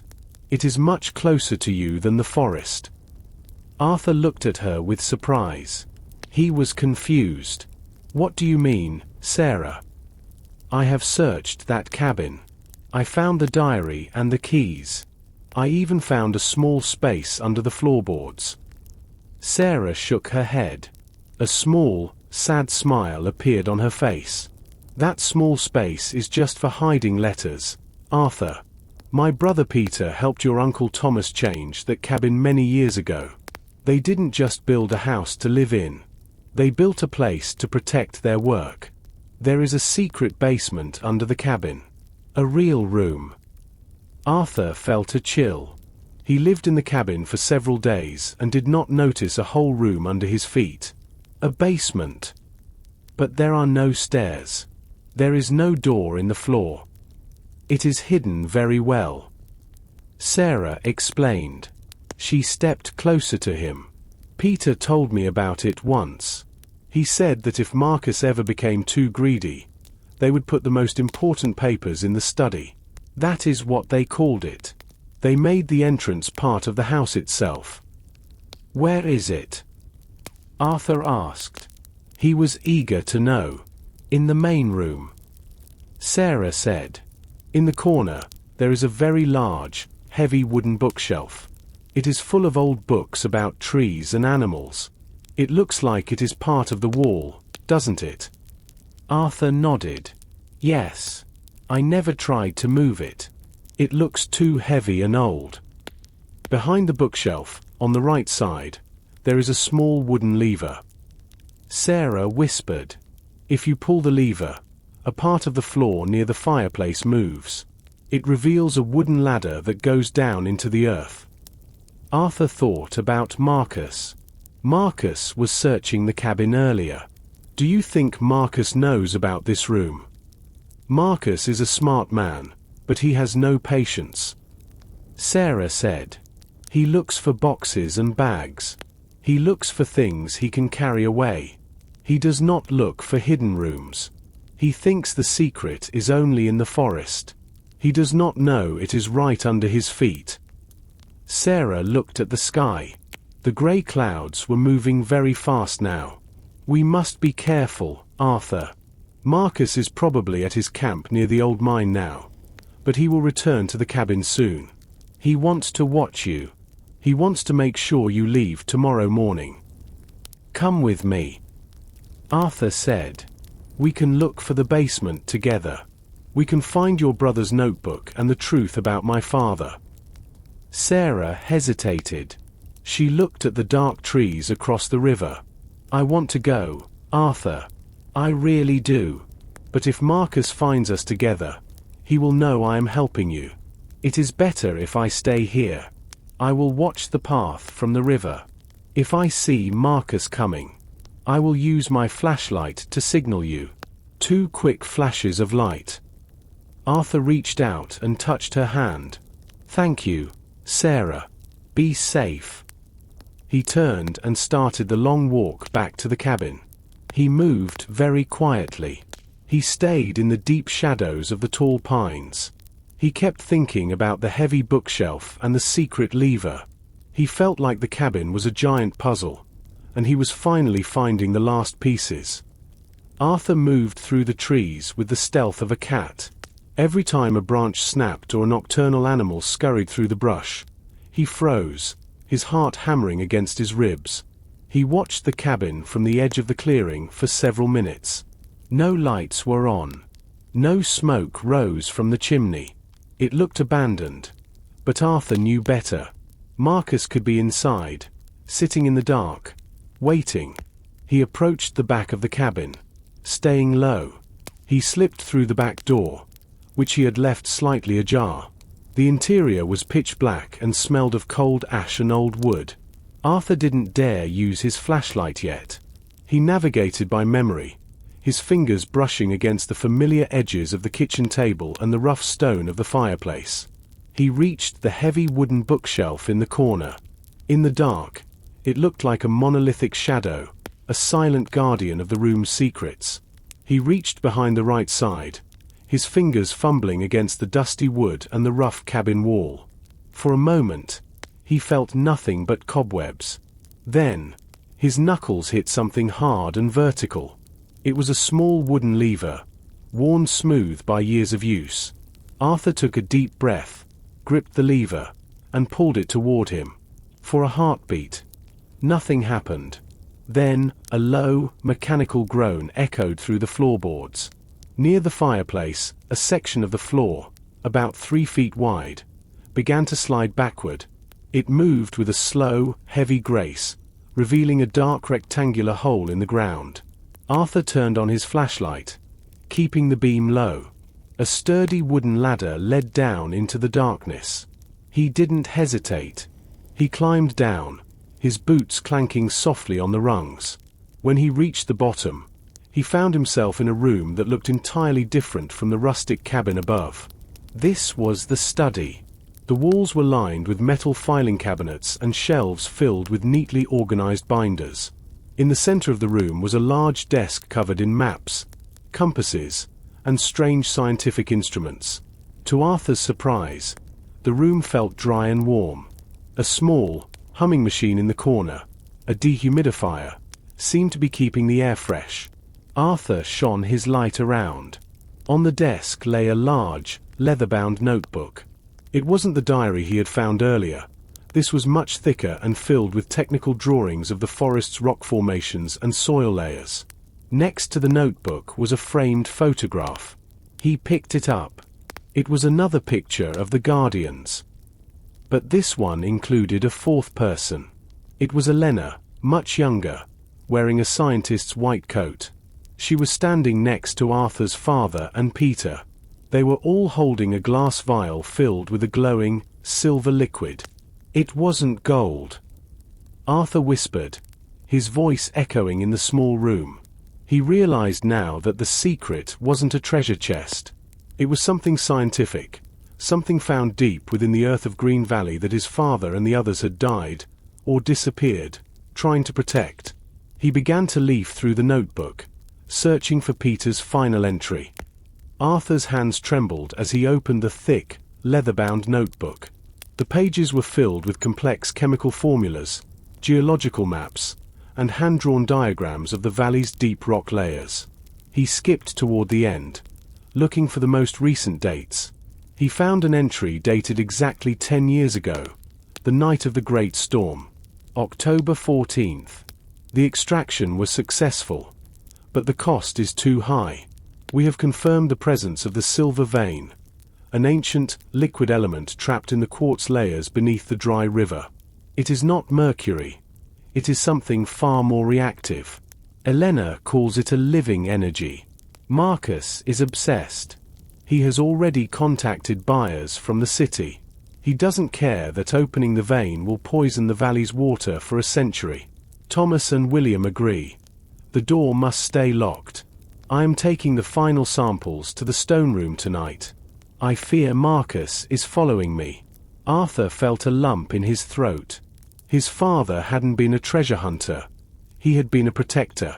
They were trying to stop an environmental disaster fueled by Marcus's greed. He turned to the very last page. There was a frantic scribble. The ink smeared as if written in a hurry.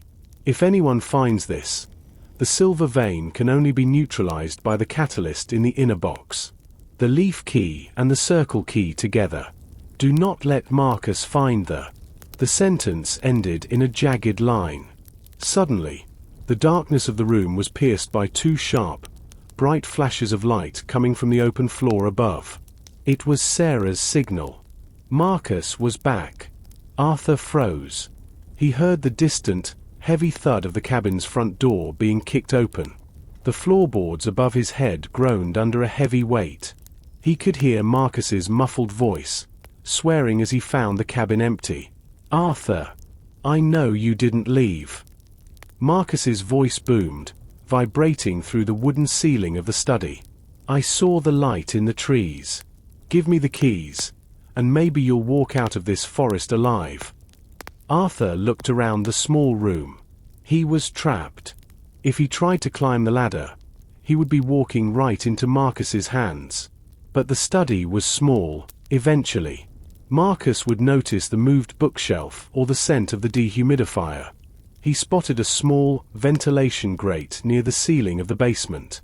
It was narrow, but it looked like it led to the crawlspace beneath the porch. It was his only chance.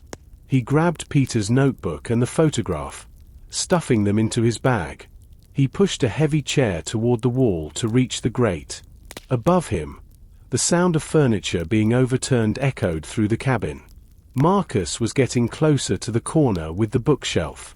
Arthur unscrewed the grate with his pocket knife, the metal screeching quietly. A sound he prayed was covered by Marcus's angry searching. Arthur squeezed his shoulders through the narrow ventilation opening. The metal edges of the grate scratched his arms, but he didn't feel the pain. He dropped into the crawlspace beneath the cabin, landing in a soft bed of dry dirt and old leaves. Above him, the floorboards groaned violently. The bookshelf. He heard Marcus roar. "He's been here."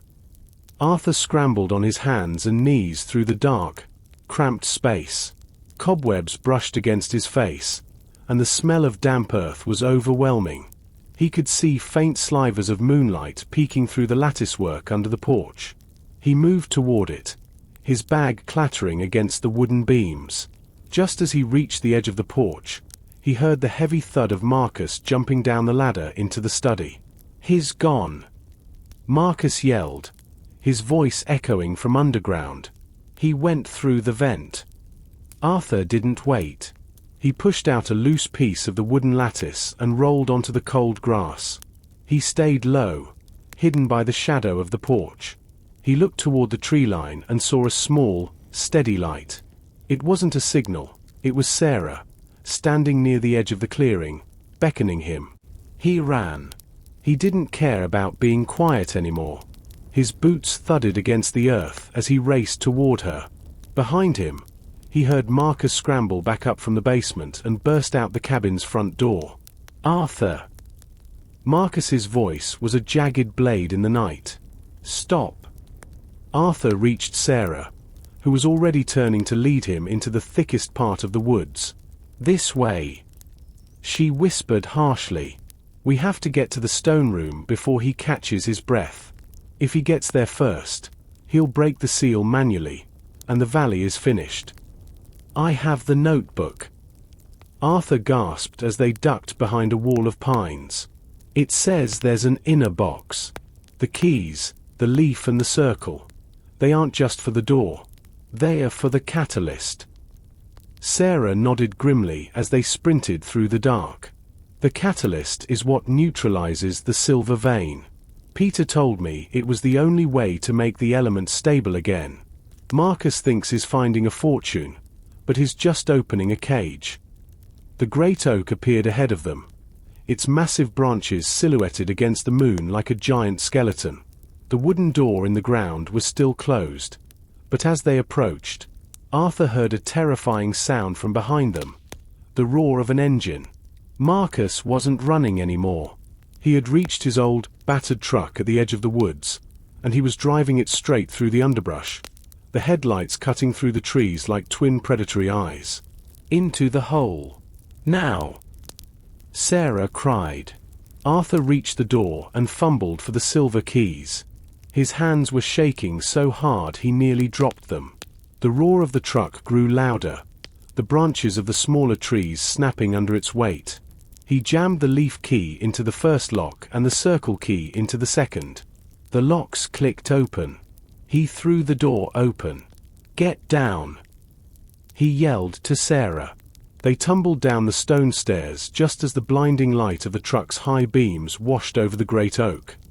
The stone room felt even colder than before. Arthur and Sarah stood at the bottom of the stairs, their breath misting in the air. Above them, they heard the truck's engine shut off, followed by the heavy slam of a door. Marcus was coming. The inner box. "Arthur! Where is it?" Sarah's voice was a frantic whisper. She shone her light over the wooden crates they had searched earlier. Arthur's mind raced. He remembered the last sketch in Peter's notebook, a diagram of the room. It hadn't shown the boxes in the center. It had shown a small alcove behind the stairs. He ran to the back of the stone steps and pushed aside a heavy, damp burlap sack. Behind it, set into the foundation itself, was a small chest made of solid, unpolished silver. It had two distinct keyholes, one shaped like a leaf, the other like a circle. "I found it!" Arthur yelled. At that moment, a heavy shadow blocked the light from the entrance above. Marcus began to descend the stairs, his boots echoing like thunder. He wasn't carrying a flashlight. He was carrying a heavy iron crowbar, and his face was twisted with a desperate, hungry rage. "Move away from there!" Marcus roared. "That's mine. Everything in this valley belongs to me. It's not wealth." "Marcus!" Sarah stood between him and Arthur. "It's a poison. If you let that vein open, you'll kill the forest. You'll kill everything. I don't care about the trees." Marcus lunged forward, swinging the crowbar. Sarah ducked, and the iron smashed into a wooden crate, sending splinters flying. Arthur didn't look back. He jammed the leaf key into the left lock and the circle key into the right. He remembered the instructions. Together, he gripped both keys, one in each hand. "Arthur, now!" Sarah cried as she scrambled away from Marcus's next swing. Arthur turned both keys simultaneously. There was no loud explosion. Instead, a low, melodic hum vibrated through the floor. The silver chest clicked open, and a soft, blue light began to pulse from within. Inside sat a glass sphere filled with a thick, swirling grey liquid, the catalyst. Marcus froze. The blue light reflected in his eyes, turning his greed into momentary awe. "Is that it?" he whispered, dropping the crowbar. "The silver vein." "No," Arthur said, his voice gaining strength. "This is the end of your plan." The hum grew louder, and the blue light intensified, spreading across the stone floor like water. It touched the walls, and for a second, the symbols carved into the stone began to glow. Arthur realized the entire room was part of a giant machine designed to keep the element stable. As the catalyst activated, a deep, rhythmic thud echoed from far below the earth, the sound of the silver vein being sealed forever. The ground shook violently. Dust fell from the ceiling. Marcus panicked, turning to run back up the stairs, but the vibration was too strong. He tripped, falling against the stone wall as the blue light washed over the room. Suddenly, the air felt lighter. The oppressive, heavy feeling that had haunted the forest for 10 years vanished in a single breath. The blue glow faded, leaving only the steady, warm light of Arthur's flashlight. Marcus sat on the floor, his head in his hands. He looked small, defeated. The keys were still in the locks, but they were cold now. The treasure was gone, replaced by a silence that felt like a long overdue peace. The sun began to climb over the horizon, painting the sky in soft shades of orange and gold. As Arthur and Sarah climbed out of the stone room, they found the forest transformed. The oppressive, heavy mist that had clung to the trees for years had finally lifted. The air was crisp, clean, and filled with the cheerful songs of birds that had been silent for far too long. Marcus followed them out, but the fire in his eyes had died. He looked at his battered truck, then at the great oak, and finally at Arthur. Without the promise of wealth, he was just a tired man with a forged deed and a heart full of shadows. He didn't say a word as he walked to his vehicle, started the engine, and drove away, leaving Green Valley Forest for the last time. Sarah stood by the dry river, looking at the notebook Arthur had found in the study. "He didn't run away," she said softly, her eyes filling with tears of relief. "Peter stayed until the very end to make sure the catalyst was ready. He was a hero." "They all were," Arthur added, thinking of his father and his uncle. They didn't just own this land, they looked after it. Later that morning, Arthur and Sarah walked to the blue cottage. Elena was waiting on her porch, 2 steaming mugs of tea already prepared. When she saw their faces, she let out a long, shaky breath and sat down in her rocking chair. The humming stopped. She said, her voice filled with wonder, "I felt it in my bones. The valley is at peace." Arthur sat on the steps and told her everything, about the study, the silver vein, and the catalyst. Elena listened, nodding slowly. "Your father and Thomas would be proud. Arthur, you finished the work they started. You are the last of the Guardians now." Arthur decided to stay in the cabin. He didn't want to go back to the noisy, crowded city. He spent the next few weeks cleaning the study and organizing the records left by Peter, William, and Thomas.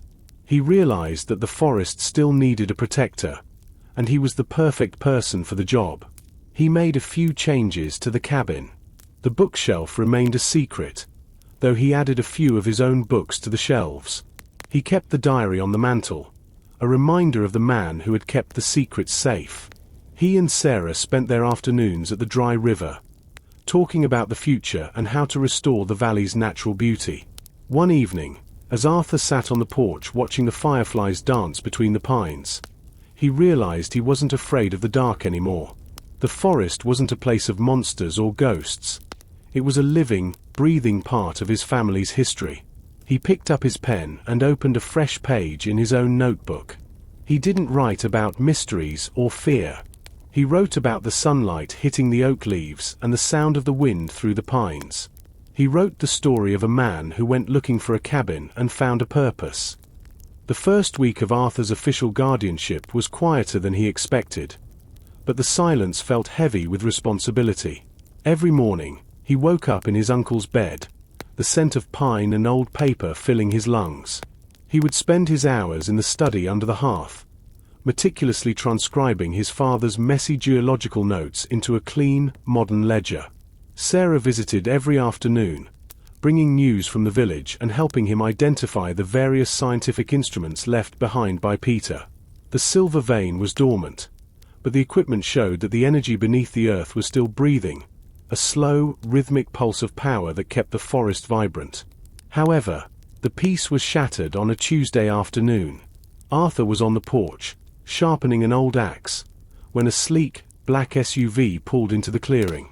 It looked completely out of place against the backdrop of the rugged, ancient trees. The vehicle was spotless, its tinted windows reflecting the forest like dark mirrors. Arthur stood up, his hand instinctively moving toward the silver key hanging on a cord around his neck. A man stepped out of the car. He wasn't like Marcus. He wore a perfectly tailored grey suit, polished leather shoes, and a smile that didn't reach his cold, calculating eyes. He looked like he belonged in a boardroom in a skyscraper, not a muddy clearing in the middle of nowhere. He held a leather briefcase as if it were a shield. "Mr. Miller, I presume," the man said, his voice smooth and professional. My name is Julian Vane. I represent Etheric Industries. We had an arrangement with your predecessor, a Mr. Marcus Thorne. Arthur felt a chill that had nothing to do with the mountain air. Marcus is gone, Arthur said firmly. And he didn't have the authority to make arrangements. This land belongs to the Miller estate. Julian Vane chuckled. Ownership is a flexible concept when it comes to national interests, Arthur.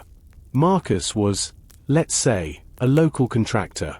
But the silver vein, or element 119, as our scientists call it, is far too valuable to be left in the hands of a writer living in a shack.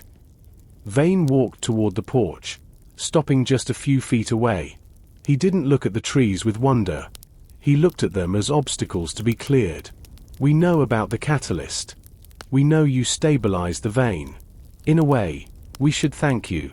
You've made the extraction process much safer for our team. I'm here to offer you a very generous amount of money to simply walk away. Take your uncle's diary, take your memories, and go back to the city. We'll handle the rest. Arthur looked at the man's polished shoes and then at the great oak in the distance. He remembered the poison mentioned in Peter's notes. The answer is no. Arthur said, "It's not for sale. Not for any price." Vane's smile didn't flicker, but the air around him seemed to grow colder. I was afraid you'd say that. Your father was equally stubborn, and look where that got him. We aren't like Marcus, Arthur. We don't hide in the shadows with crowbars. We have lawyers, we have permits, and we have time. One way or another, Etheric Industries will have what's under this soil. He turned back toward his car, but before he got in, he looked over his shoulder. Enjoy the cabin for tonight, Mr. Miller. It's a lovely view. It would be a shame if the state decided this land was an environmental hazard and seized it by morning. The dust from Julian Vane's SUV hung in the air long after the vehicle had disappeared behind the bend of the forest road. Arthur stood on the porch, his knuckles white as he gripped the railing. The threat from Marcus had been visceral and physical, a man with a crowbar in the dark. But Vane was different. He represented a monster with 1,000 heads, lawyers, money, and the cold, indifferent machinery of a global corporation. Arthur. Sarah's voice came from the side of the cabin. She had been watching from the safety of the tree line. She stepped into the clearing, her face pale. I heard most of it. Who was that man? A representative from a company called Etheric Industries. Arthur said, his voice flat. They want the silver vein. They think they can buy me out, and if they can't, they'll use the law to take it. He mentioned my father, Sarah. He knew him. Sarah climbed the porch steps and sat on the wooden bench. If they know about your father and the work Peter did, then they've been watching this valley for a long time. Marcus was likely just their scout, a local thug they used to do the dirty work while they stayed clean in the city. Arthur paced the length of the porch. He said the state could seize the land. He's going to attack the deed. If Marcus's family had an older claim, Etheric probably bought it from him. He stopped and looked at Sarah.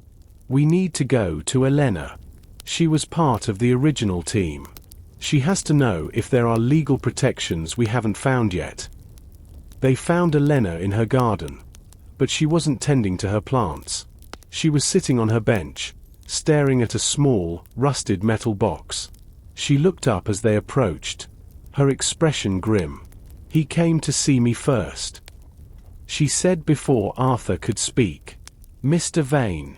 He offered me a retirement bonus to sign a non-disclosure agreement and hand over my old research journals. Did you? Sarah asked. Elena gave a sharp, dry laugh. I told him I'd rather feed my journals to the goats. But he's right about one thing, Arthur. The deed your uncle left you is vulnerable. When the Guardians formed, they knew they couldn't just rely on locks and keys. They created a nature trust, a legal barrier that makes the valley a protected sanctuary. But the documents for that trust were never filed publicly. They were hidden. Arthur leaned in. Hidden where? In the study. No. Elena shook her head. Thomas was paranoid. He didn't want all the eggs in one basket. He hid the trust charter in the one place no one would think to look, the old ranger tower on the North Ridge. It's been abandoned since the 70s, and the stairs are treacherous. But if that document exists, it's the only thing that can stop a corporate seizure. Arthur looked toward the North Ridge. The mountain peak was jagged and purple against the evening sky, topped by a skeletal wooden structure that looked like it might collapse in a stiff breeze. It was miles away, through the densest part of the forest. We have to get it tonight, Arthur said. Vane said he'd have people here by morning. If they get to that tower first, that charter will disappear into a paper shredder. The trek to the North Ridge was not a walk. It was a battle against the terrain. As the sun dipped below the horizon, the forest transformed into a labyrinth of shifting shadows and snagging briars. Arthur led the way, his heavy flashlight cutting a narrow path through the gloom. Behind him, Sarah moved with a quiet intensity, her breath hitched from the steep incline.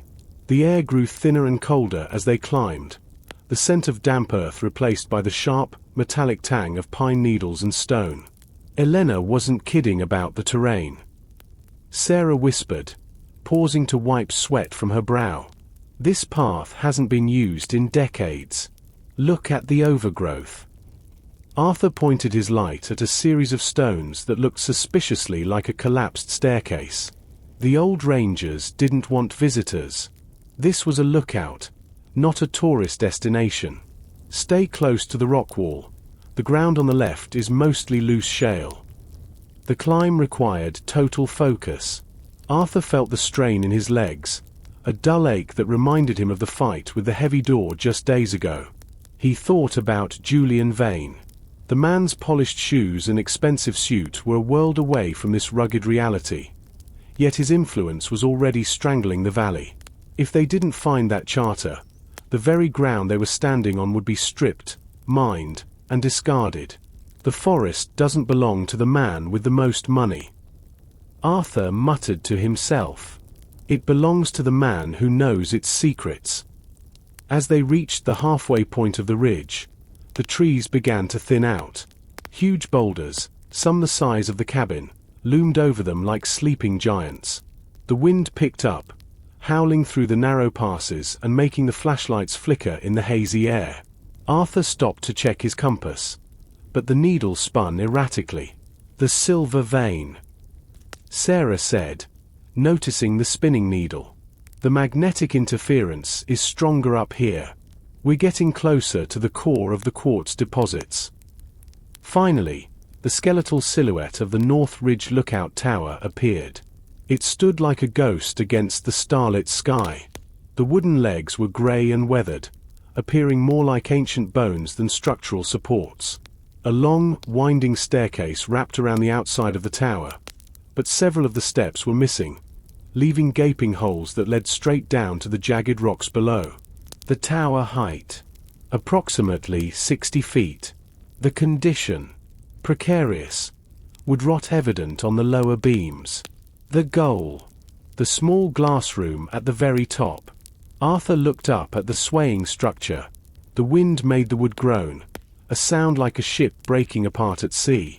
He took the first step onto the ladder. It held under his weight. He looked back at Sarah and gave a determined nod. They had come too far to let a little height stop them now. The first 10 steps were the hardest. Arthur felt the wood flex under his boots, the fibers of the ancient pine screaming in protest. Every time the wind gusted, the entire tower leaned a few inches to the east. He didn't look down. He kept his eyes fixed on the next handhold, his knuckles white as he gripped the freezing metal railing. Behind him, Sarah climbed with a grim silence, her breathing heavy and rhythmic. "Don't stop," Arthur whispered, more to himself than to her. They reached the first landing, 30 feet above the jagged rocks. The view from here was breathtaking. The valley looked like a dark velvet cloth pinned down by the silver needles of the dry river. But they didn't have time for the scenery.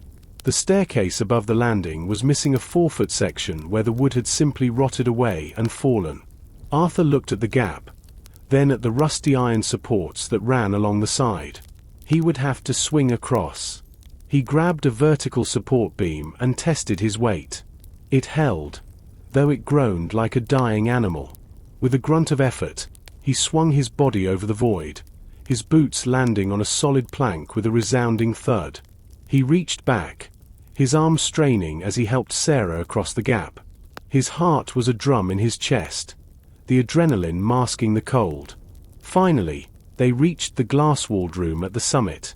The door was swollen shut from years of rain, but a firm shoulder shove popped it open with a shower of rust and splinters.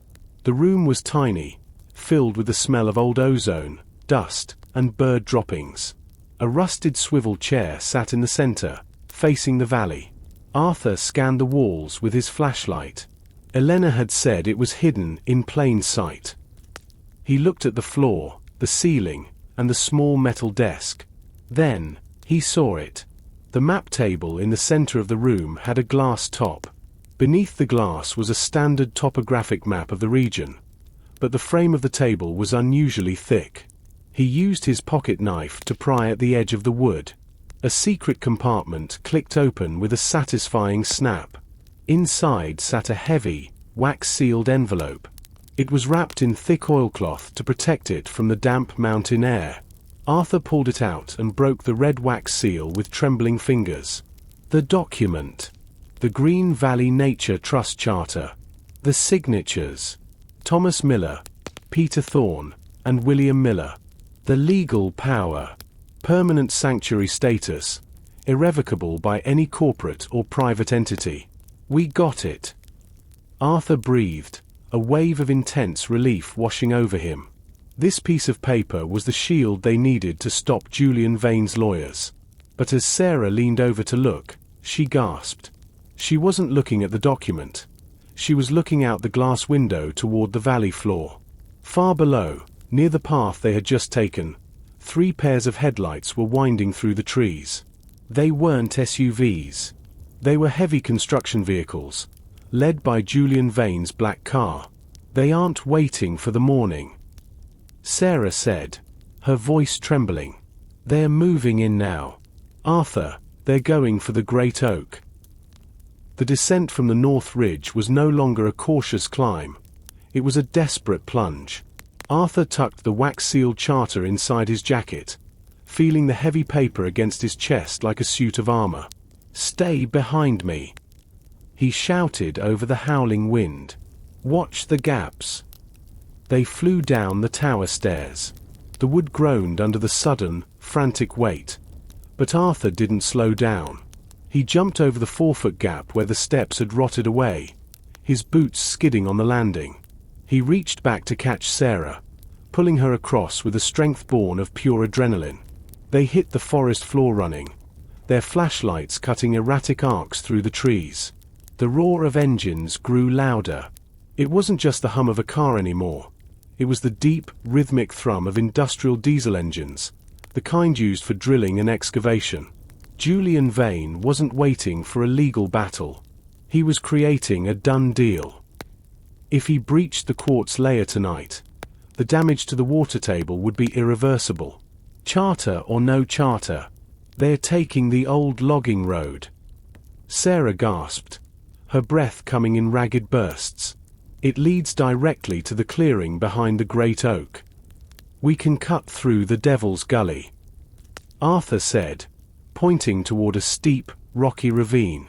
It's dangerous, but it'll shave 20 minutes off the trip. We have to beat them to the site.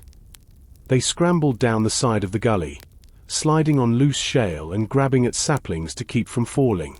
Arthur's mind was a whirlwind of legal clauses and geological warnings. He knew that the moment those drills touched the silver vein, the chemistry of the valley would change forever. They reached the valley floor just as the first of the heavy trucks lumbered into the clearing. The high-powered floodlights on the vehicles illuminated the forest, turning the ancient trees into stark, ghostly skeletons. Men in bright orange vests and hard hats were already jumping out, unfolding blueprints and unloading heavy metal casings. Julian Vane stood in the center of the chaos, his grey suit now covered by a high-visibility jacket. He looked like a general overseeing a battlefield. He was pointing toward the great oak, gesturing for a massive drilling rig to reverse into position. "Stop!" Arthur's voice tore through the noise of the engines. He burst from the tree line. Sarah right behind him. The workers didn't stop, but Julian Vane turned. He looked at Arthur and Sarah, then at their disheveled clothes and muddy faces. A slow, mocking smile spread across his face. "Mr. Miller, you're just in time for the groundbreaking ceremony. I told you we had permits. My legal team found a utility easement that supersedes your local deed." Arthur didn't argue. He reached into his jacket and pulled out the wax-sealed envelope. He held it high, the white oilcloth catching the glare of the truck's headlights. "This isn't a deed, Vane," Arthur yelled. "This is the Green Valley Nature Trust Charter. It was signed by the original founders and registered with the Federal Conservation Bureau. This land isn't private property. It's a sovereign environmental sanctuary. If you touch 1 inch of this soil with that drill, you aren't just trespassing. You're committing a federal felony." For the first time, the smile vanished from Julian Vane's face. He stared at the envelope, his eyes narrowing. The lead foreman, a burly man with a grey beard, looked from the charter to Vane. "Is he telling the truth, Julian?" The foreman asked, his voice low. "We were told this was a standard private extraction. We didn't sign up for federal charges." Julian Vane stared at the wax-sealed envelope in Arthur's hand. For a few seconds, the only sound was the low, guttural chug of the idling drill rig and the wind whistling through the branches of the great oak. Vane's composed mask didn't just slip. It shattered.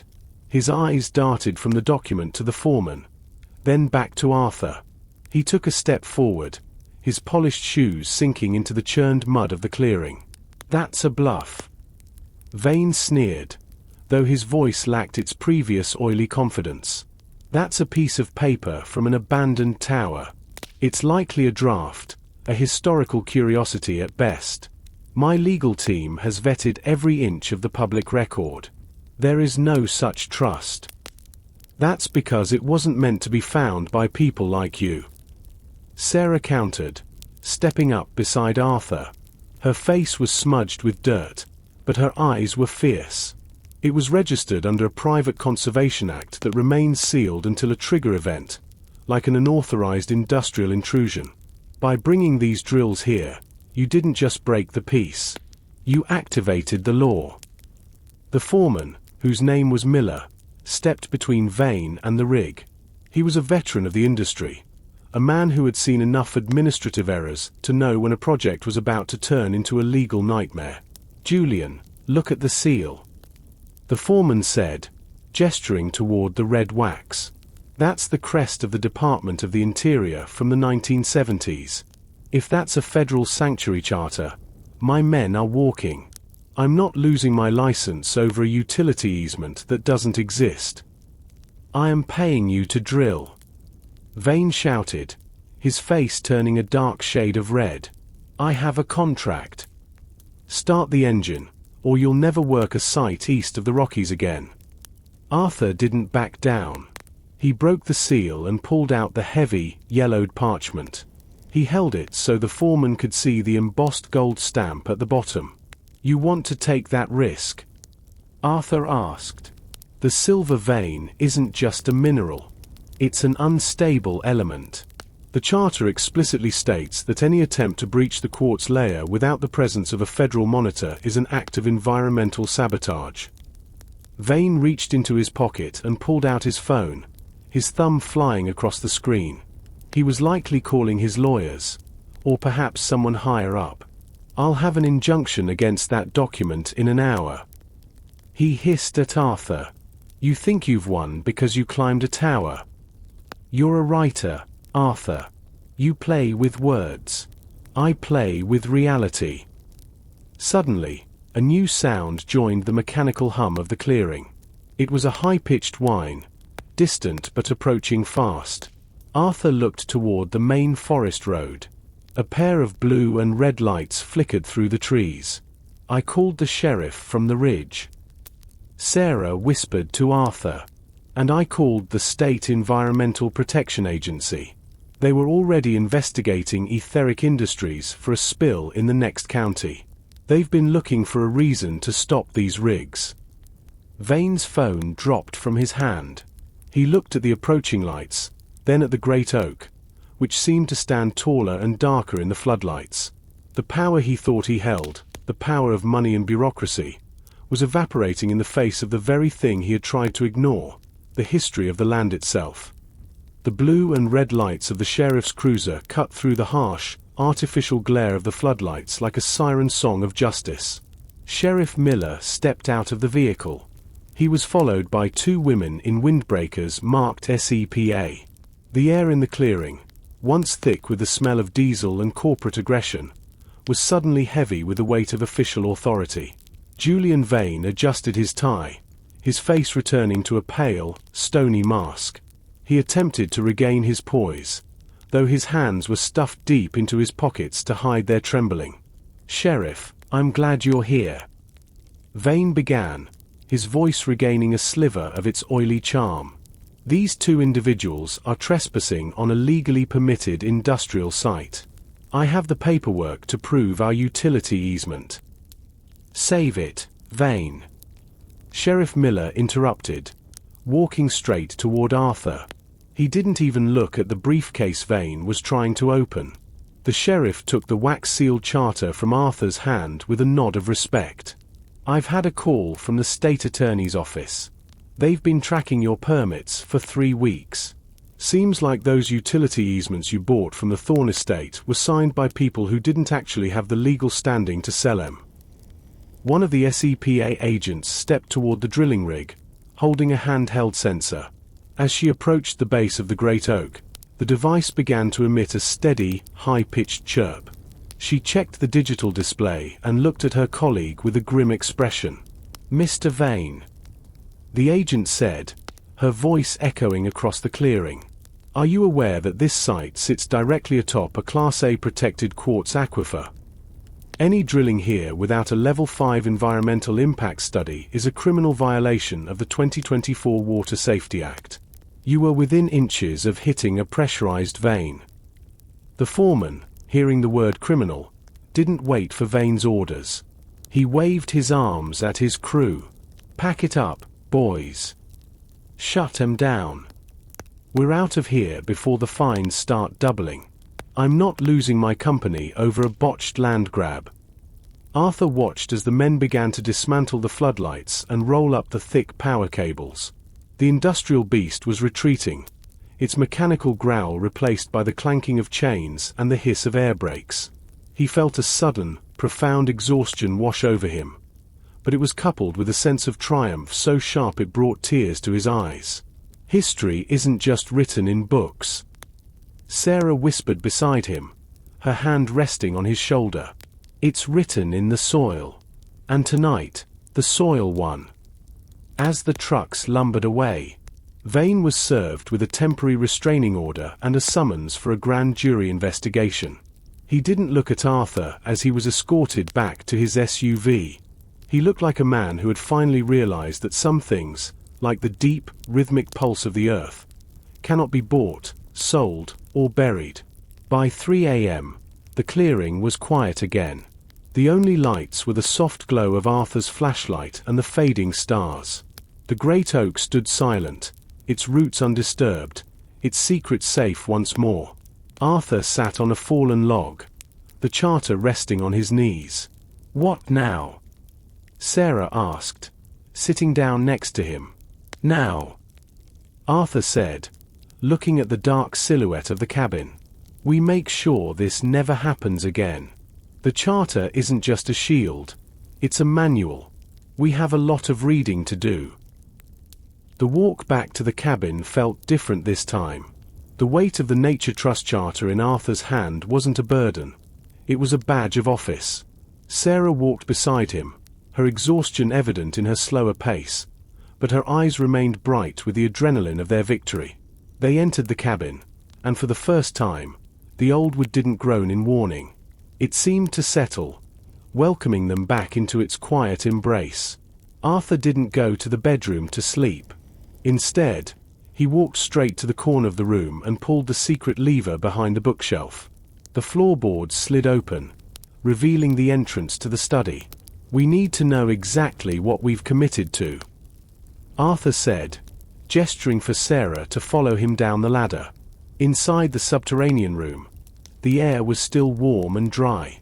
Arthur spread the charter out across the large oak desk, pinning the corners down with a compass and a heavy magnifying glass. As he began to read the fine print, the sections his father and Peter had written in the margins, he realized the charter was much more than a legal shield. It was a technical manual for the entire valley.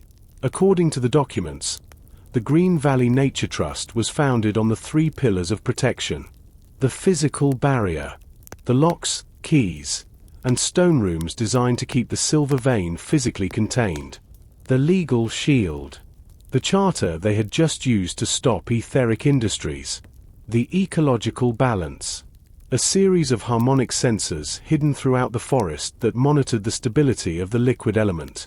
"Look at this," Sarah whispered, pointing to a diagram at the back of the charter. It showed the North Ridge, the Great Oak, and the dry river forming a perfect triangle. At the center of that triangle was the cabin. The cabin isn't just a house.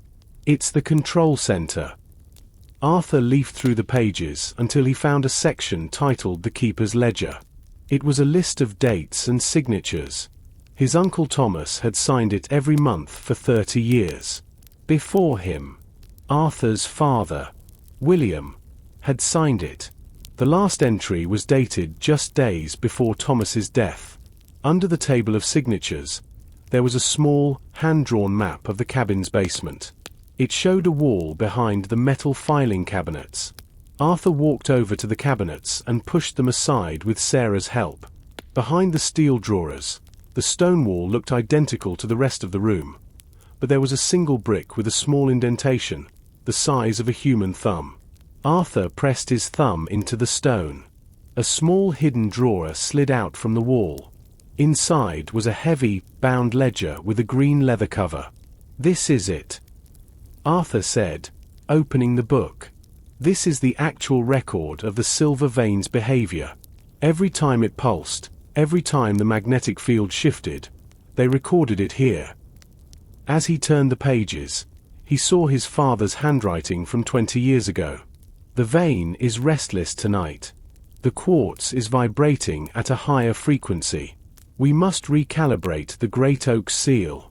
Arthur realized that being a guardian wasn't a passive job. It was a life of constant vigilance. The silver vein wasn't just sitting there. It was a living, breathing part of the planet's geology, and it required a human partner to stay stable. Arthur turned the yellowed pages of the Keeper's Ledger with a reverence usually reserved for holy texts. Beside him, Sarah held a magnifying glass, tracing the delicate, needle-thin graphs that mapped the breadth of the silver vein. The data was rhythmic, almost like a heartbeat, but the last few entries recorded by Uncle Thomas in a shaky, hurried hand showed a jagged, erratic pattern. He knew it was coming. Sarah whispered, "Look at the dates. He recorded these spikes right before he sent the letter to you." Arthur. He wasn't just old and tired. He was watching the valley lose its balance. As Arthur read, he discovered the secret to the harmonic sensors. They weren't just monitoring devices. They were tuning forks for the Earth. Made of the same rare quartz found in the valley, these sensors were buried at specific pressure points across the forest. When the silver vein became too active, the sensors would vibrate at a counter frequency, soothing the liquid element back into a dormant state.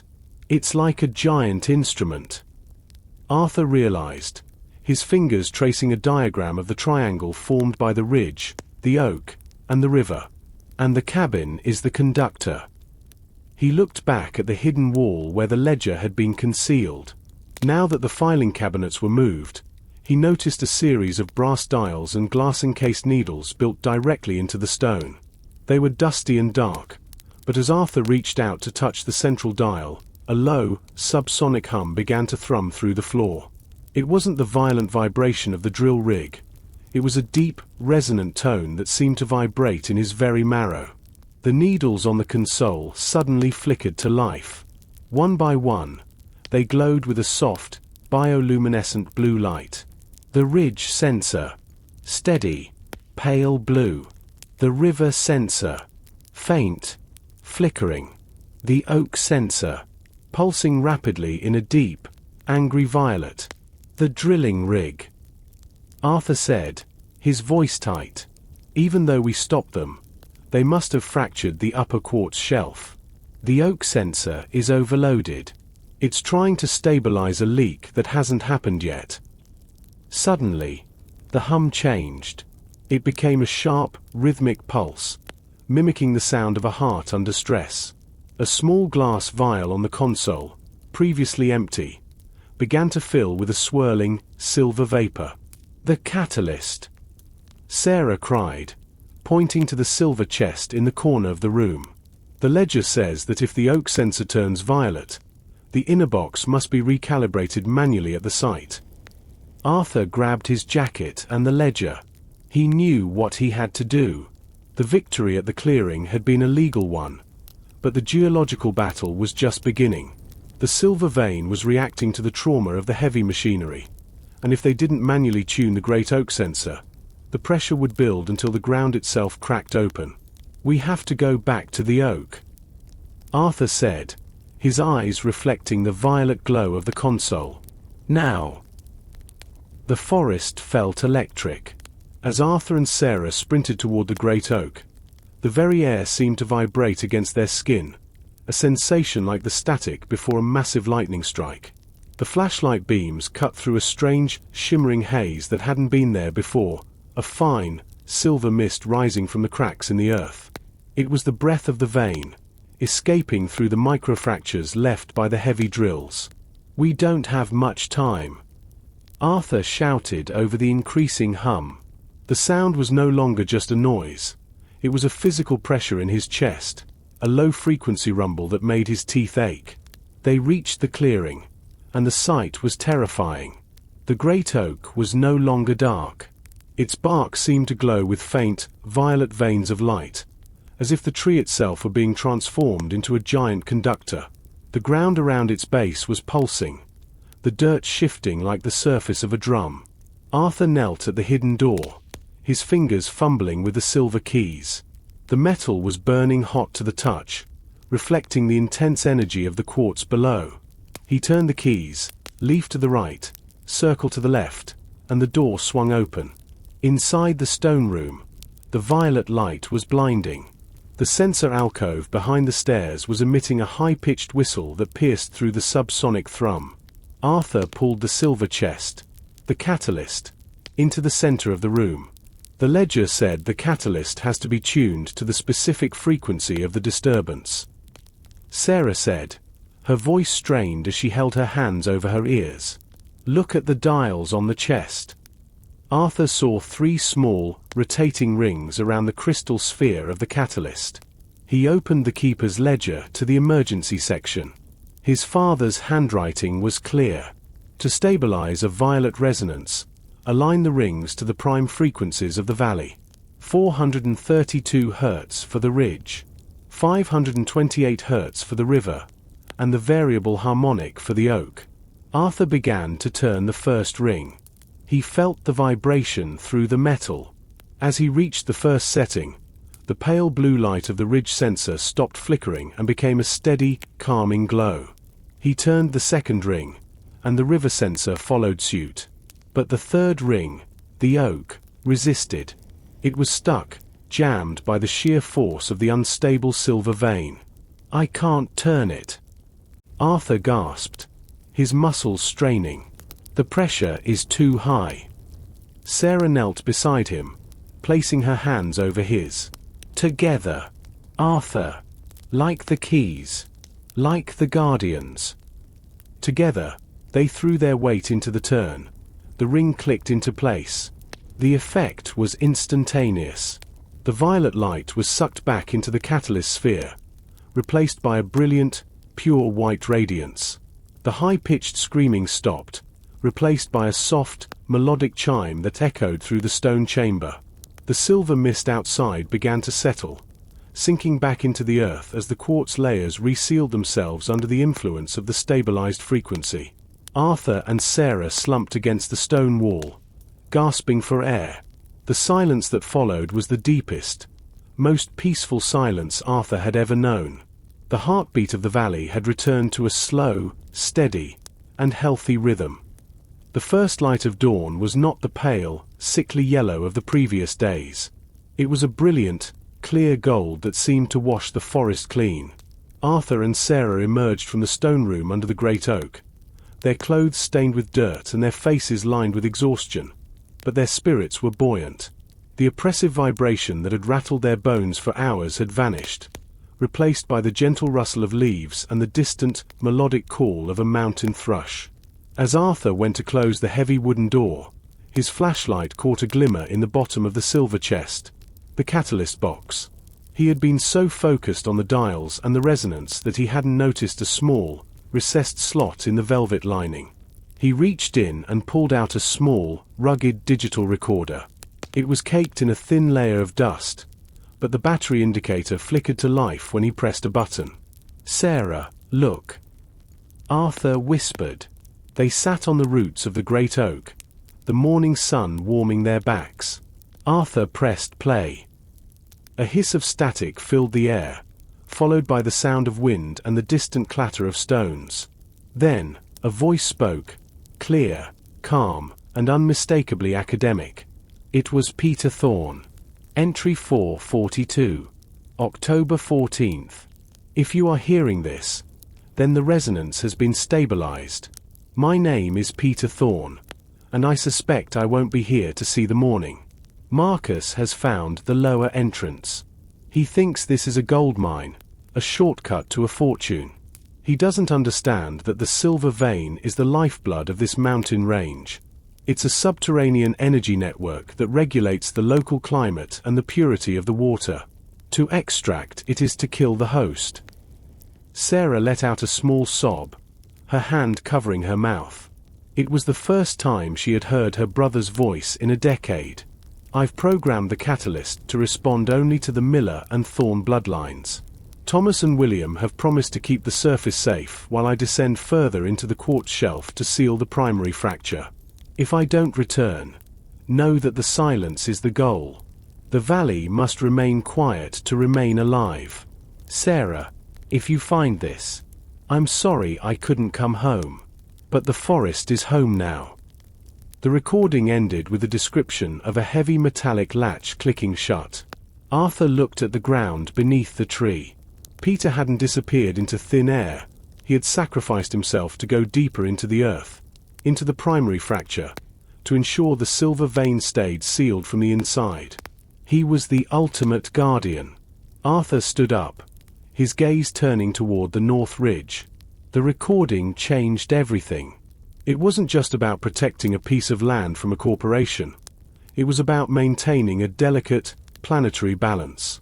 Peter's sacrifice had bought them 10 years of peace, but now that Etheric Industries had cracked the surface, the responsibility had passed to a new generation. He's still down there, Sarah said, looking at the earth with a new sense of reverence. He's part of the mountain now. The return to the cabin felt different. The wooden walls, once perceived as a simple shelter, now felt like the skin of a living entity. Arthur and Sarah descended into the study, the digital recorder held between them like a sacred relic. The silence of the underground room was no longer heavy. It was expectant. Arthur placed the recorder on the desk, right next to the keeper's ledger, and began to scan the room with fresh eyes. Peter mentioned a lower entrance and a primary fracture. Sarah said, her voice steady despite the emotional weight of her brother's message. If he went deeper, there has to be a way down that we haven't found. The stone room under the oak is just the vestibule. Arthur nodded, his mind racing through the diagrams in the ledger. He turned to the back of the book, where the pages were thicker and slightly more translucent. He held one of the pages up to the blue bioluminescent light of the console. As the light passed through the paper, a hidden layer of ink appeared, a complex web of lines that didn't correspond to the surface of the forest. "It's an overlay," Arthur whispered. He laid the translucent page over the topographic map of Green Valley. The lines aligned perfectly with the dry river and the North Ridge, but they extended far beneath the surface, spiraling down into a massive, central cavern. In the center of this spiral was a symbol Arthur hadn't seen before, a stylized eye inside a crystal. The deep map. Sarah breathed, leaning over his shoulder. "Look at the depth markers. This isn't just a mine, it's a subterranean ecosystem. The silver vein isn't just a pool of liquid, it's a circulatory system. It flows through these quartz channels like blood through veins." Arthur followed the lines. The primary fracture Peter had mentioned was located directly beneath the great oak, but it descended nearly half a mile into the crust. According to the map, the stone room was merely a monitoring station. To actually maintain the seal long-term, one had to access the resonance chamber at the very bottom. "That's where he is," Arthur said. "Or where he went." He didn't just seal the door, he stayed to balance the scales from the inside. A sudden realization hit Arthur. He looked at the brass dials on the wall console. They weren't just for monitoring, they were a two-way communication system. He noticed a small, circular copper plate near the dials that he had previously ignored. It looked like a primitive diaphragm, similar to an old-fashioned telephone. He leaned in and spoke softly into the plate. "Peter, can you hear me?" The room remained silent for a long time. Then, very slowly, the blue light on the oak sensor began to pulse. It wasn't a warning flash, it was a rhythmic, steady heartbeat. 1, 2, 3. It felt like a greeting. "He's still there," Sarah whispered, a tear finally escaping and rolling down her cheek. "He's part of the resonance now. He's not dead. Arthur, here's the pulse." Arthur felt a surge of cold clarity. Being the Guardian wasn't just about stopping corporations or holding keys. It was about being the bridge between the world above and the energy below. He picked up his pen and, for the first time, signed his name in the keeper's ledger on the line below his Uncle Thomas. Arthur Miller, Guardian, year 2026. As he finished the signature, the console glowed a warm, welcoming gold. The transition was complete. He wasn't just a guest in the cabin anymore. He was the conductor. The gold light from the console didn't just illuminate the room, it seemed to settle into Arthur's very bones. As he stepped away from the desk, he noticed a subtle shift in his own perception. The cabin didn't just sound like creaking wood and whistling wind anymore. It had a pitch. He could feel the low-frequency vibration of the earth as a gentle hum in his heels, a constant, comforting reminder of the silver vein's steady pulse. "You feel it too, don't you?" Sarah asked, watching him closely. She was standing by the ladder, her hand resting on the wooden rungs. "The way the air seems to shimmer. It's like the whole forest is breathing," Arthur replied. He looked at the keeper's ledger. The next instruction after the signature was clear. The first harmonic walk. According to the text, a new Guardian had to physically visit the 3 pressure points, the ridge, the oak, and the river, to synchronize their own biological rhythm with the valley's sensors. It was a ritual of attunement, a way to ensure the conductor and the instrument were in perfect harmony. They started with the river pillar. The walk to the dry riverbed was different in the early morning light of 2026. Arthur found himself navigating not by sight, but by a strange, new tug in his chest. He led Sarah away from the established trails, moving through thickets of fern and over moss-covered logs with a certainty he hadn't possessed 24 hours ago.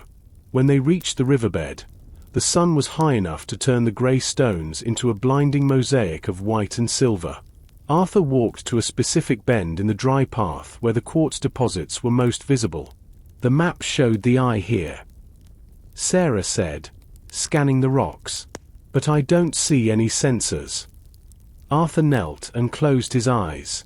He reached out his hand, letting his fingers hover just an inch above the stones. He felt a sudden spike in temperature, a localized heat that radiated from beneath a large, flat slab of translucent quartz.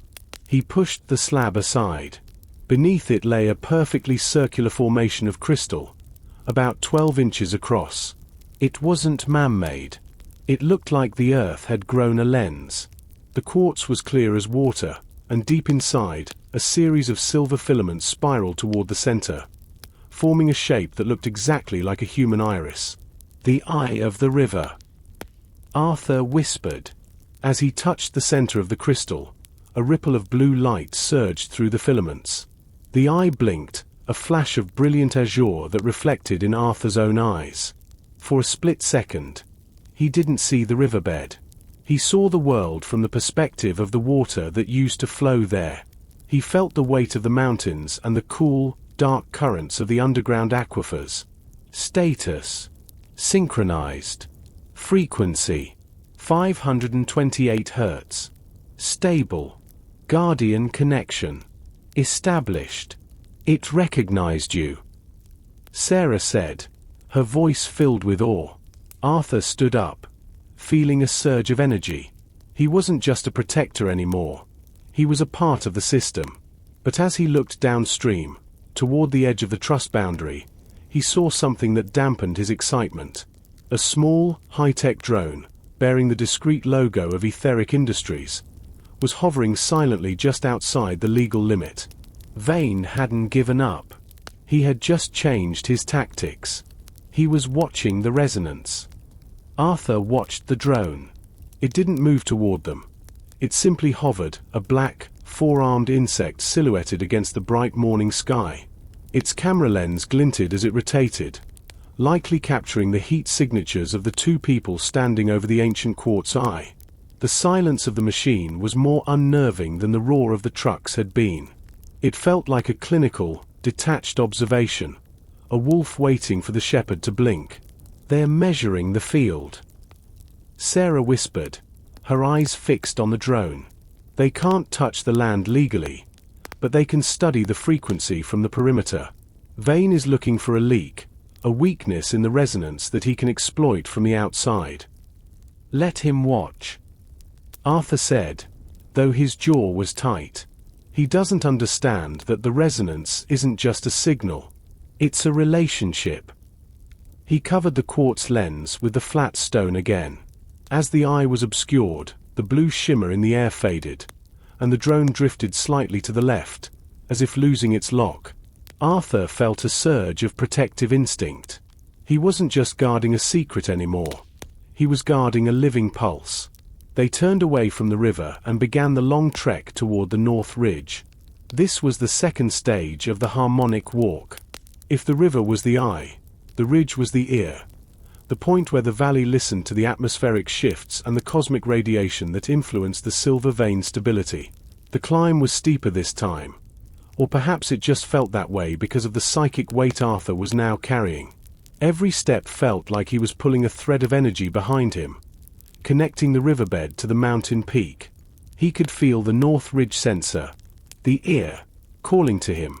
It was a high, thin vibration, like a violin string stretched to its limit. As they climbed, Arthur noticed that the forest was reacting to him. Squirrels didn't chatter in alarm as he passed. They simply watched with black, curious eyes. The wind seemed to shift to push at his back, aiding his ascent. You're walking faster, Sarah noted, breathing hard as she scrambled up a granite ledge. You aren't even looking at the trail anymore. I don't need to, Arthur said. I can feel where the ground is solid. The quartz under the soil it's like a map in my head. They reached the base of the old ranger tower.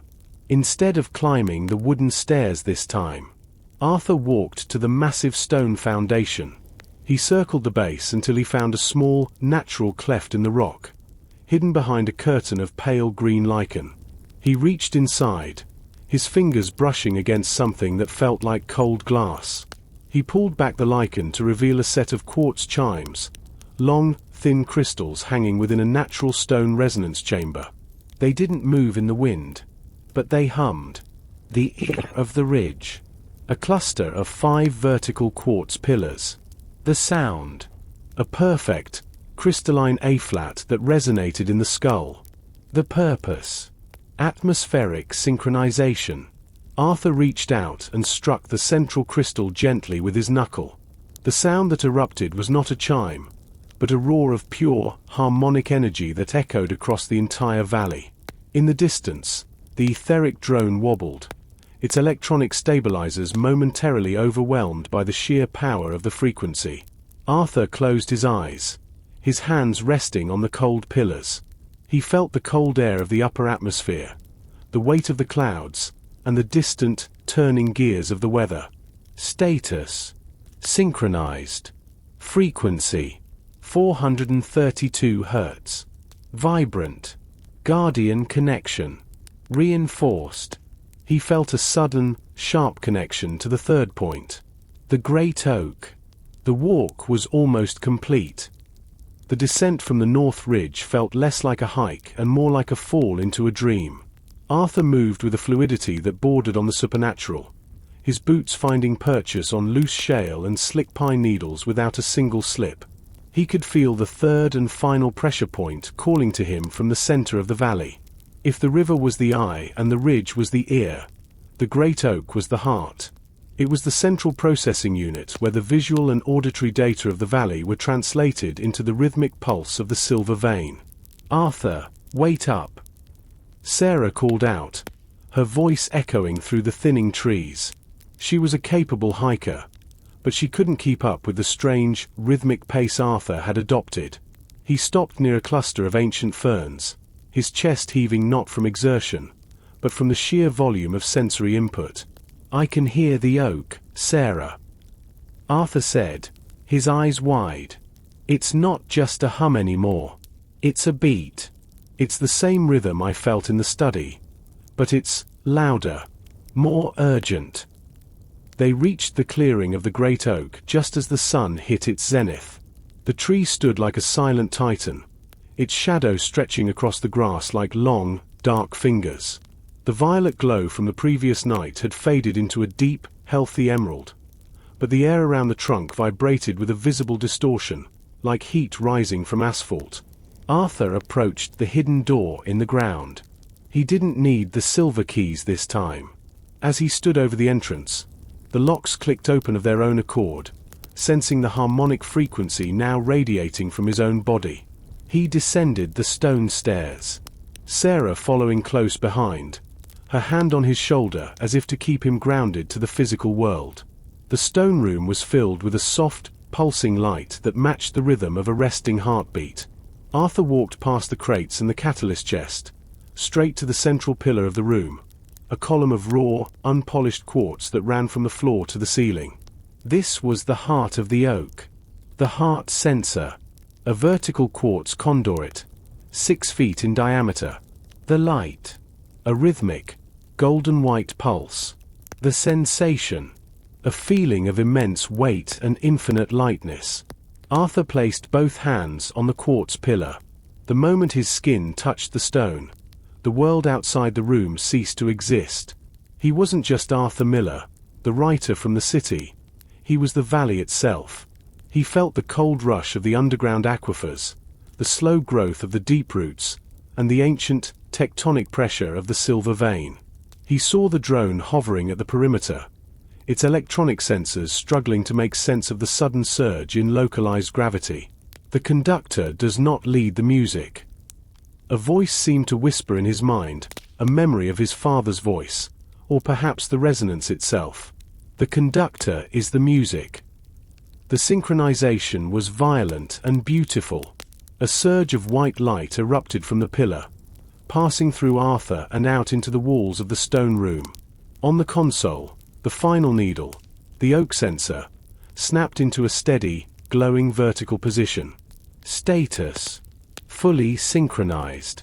System: harmonic triangle complete. Guardian status: prime. Arthur pulled his hands away, gasping for air. His fingertips were glowing with a faint silver luminescence that slowly faded into his skin.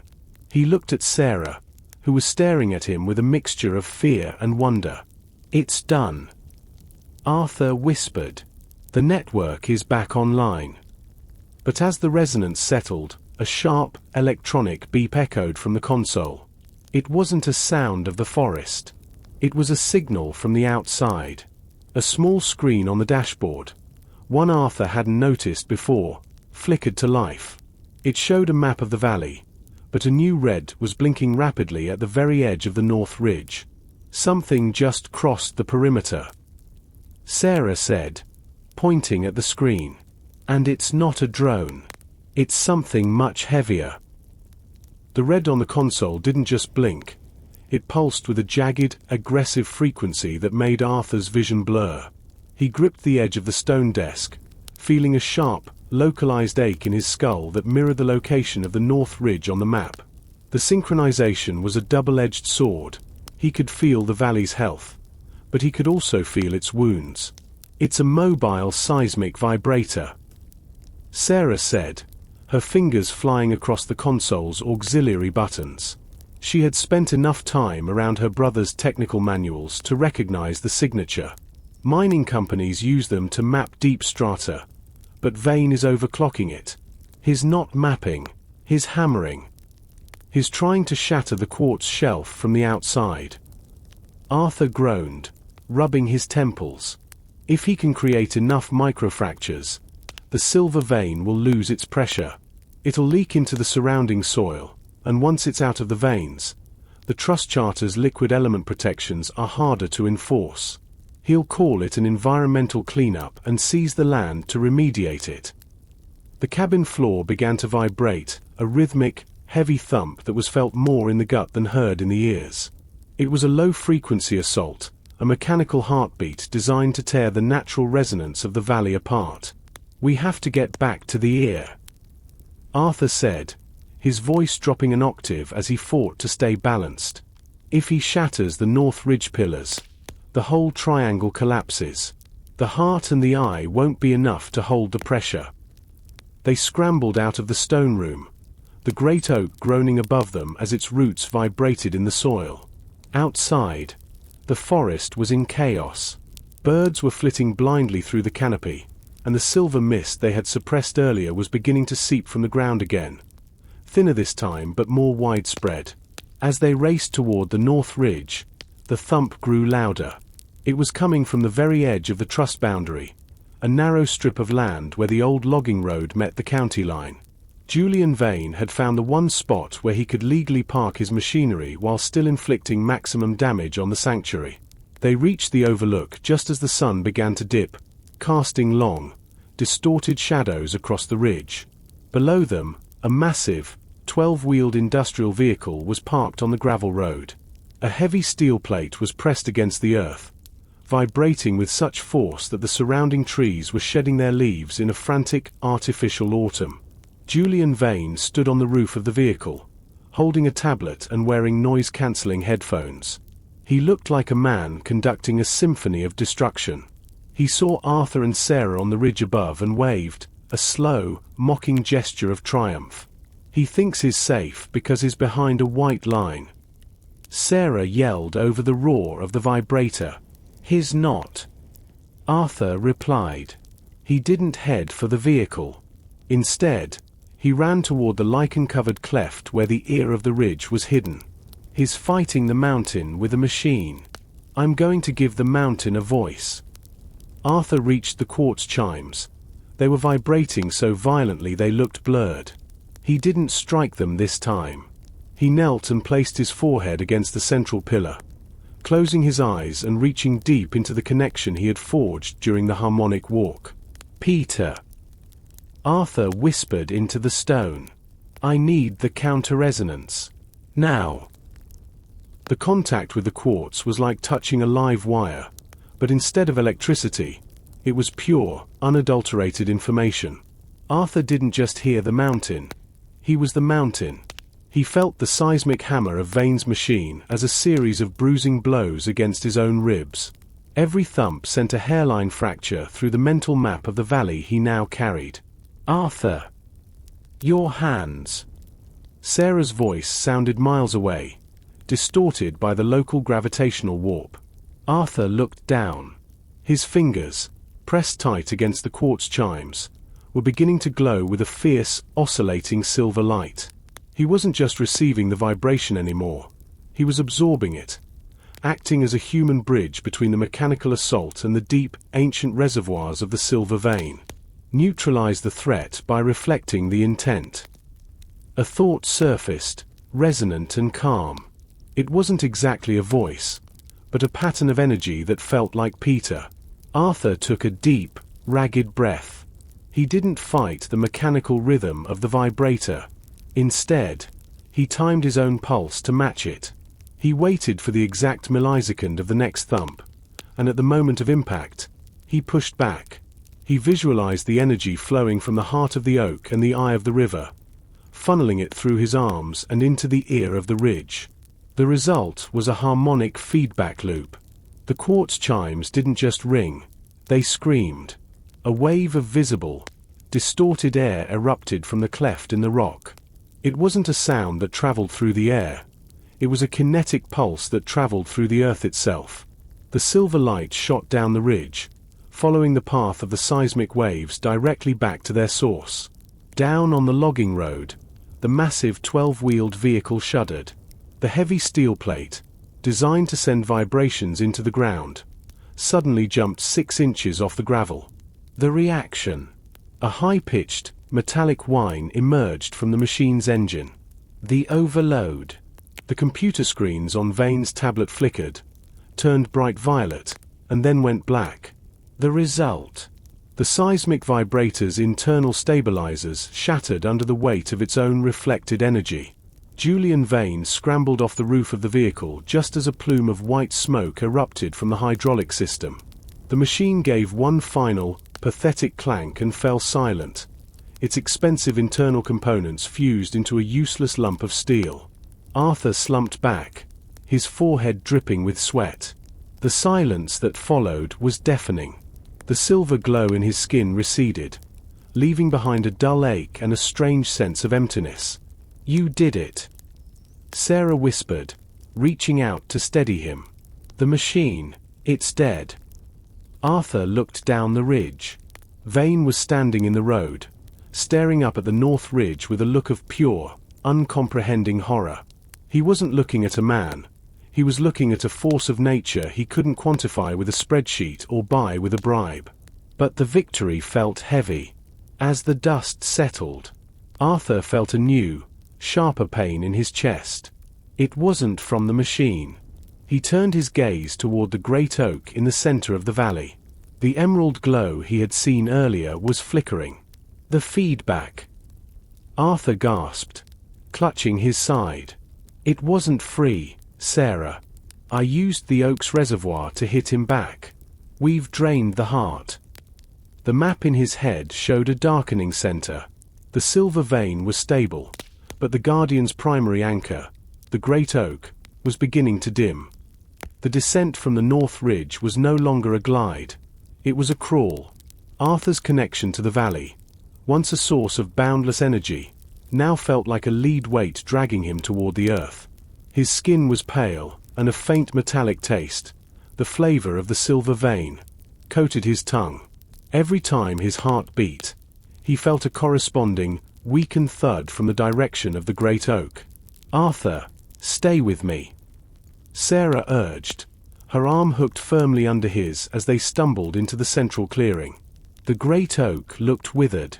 Its leaves, which had been a vibrant, glowing emerald just an hour ago, were now curled and gray at the edges. The shimmering distortion in the air had flattened into a stagnant, heavy haze. The heart wasn't just dimming, it was failing. They reached the stone room, and the change was even more dramatic. The central quartz pillar, which had once pulsed with a golden-white radiance, was now a dull, opaque grey. It looked like common stone, cold and lifeless. The console needles were all pinned to the far left, trembling in the critical zone. I overreached. Arthur rasped, leaning against the cold quartz. I used the valley as a weapon, Sarah. The ledger. It warned about the aggressive harmonic. It drains the reservoir to protect the boundary. Sarah scrambled to the desk, her fingers flying through the final pages of the keeper's ledger. She looked for anything, a footnote, a scribble, about a depleted heart. Near the bottom of the very last page, she found a series of symbols she hadn't noticed before. They weren't mathematical. They were musical. The heart is a battery, but the guardian is the alternator. She read aloud, her voice trembling. When the resonance is spent, it cannot be recovered from the earth. It must be replenished by the biotic source. The biotic source. Arthur looked at his hands. They were shaking. That's me. Or us. He looked at the console. A small, secondary glass vial sat next to the main sensor. It was shaped like a tear and was currently bone dry. According to the diagram, this was the transfusion port. It didn't require silver or quartz. It required a direct physical link to a living being to jumpstart the circular resonance between the 3 points of the triangle. The problem. The great oak is in deep stasis. The solution. A manual bypass using the Guardian's own life force frequency. The risk. Permanent harmonic burnout, a loss of the connection to the valley, or worse. I have to do it, Arthur said, reaching for the silver leads that trailed from the vial. If the oak dies, the silver vein will eventually break through the shell without a conductor. Vein will win by default because there won't be a forest left to protect. Not alone, Sarah said, stepping forward. She took one of the silver leads and pressed it against her own palm. Peter said we were both part of this. The Thorn and the Miller lines. It was always meant to be a pair. As they both touched the central pillar, Arthur felt a sudden, terrifying cold. It was as if the mountain were a giant, frozen vacuum, sucking the warmth directly out of his blood. He saw Sarah's eyes go wide, her breath hitching as the biotic transfusion began. The grey quartz pillar gave a single, microscopic spark of light. The sensation was not one of pain, but of a profound, hollow emptiness. As Arthur and Sarah gripped the silver leads, it felt as though their very essence, their memories, their warmth, the spark of their consciousness, was being siphoned into the cold, thirsty stone of the quartz pillar. Arthur's vision began to grey at the edges, the stone room blurring into a kaleidoscope of muted shadows. Beside him, he felt Sarah's hand tremble, yet her grip remained iron fast. Don't let go, Arthur gasped, his voice sounding like it was coming from the bottom of a deep well. The grey quartz began to shift.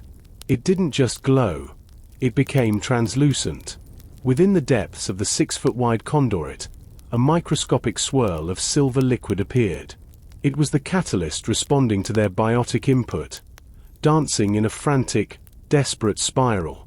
The room began to hum, but this wasn't the mechanical vibration of a machine or the low thrum of the vein.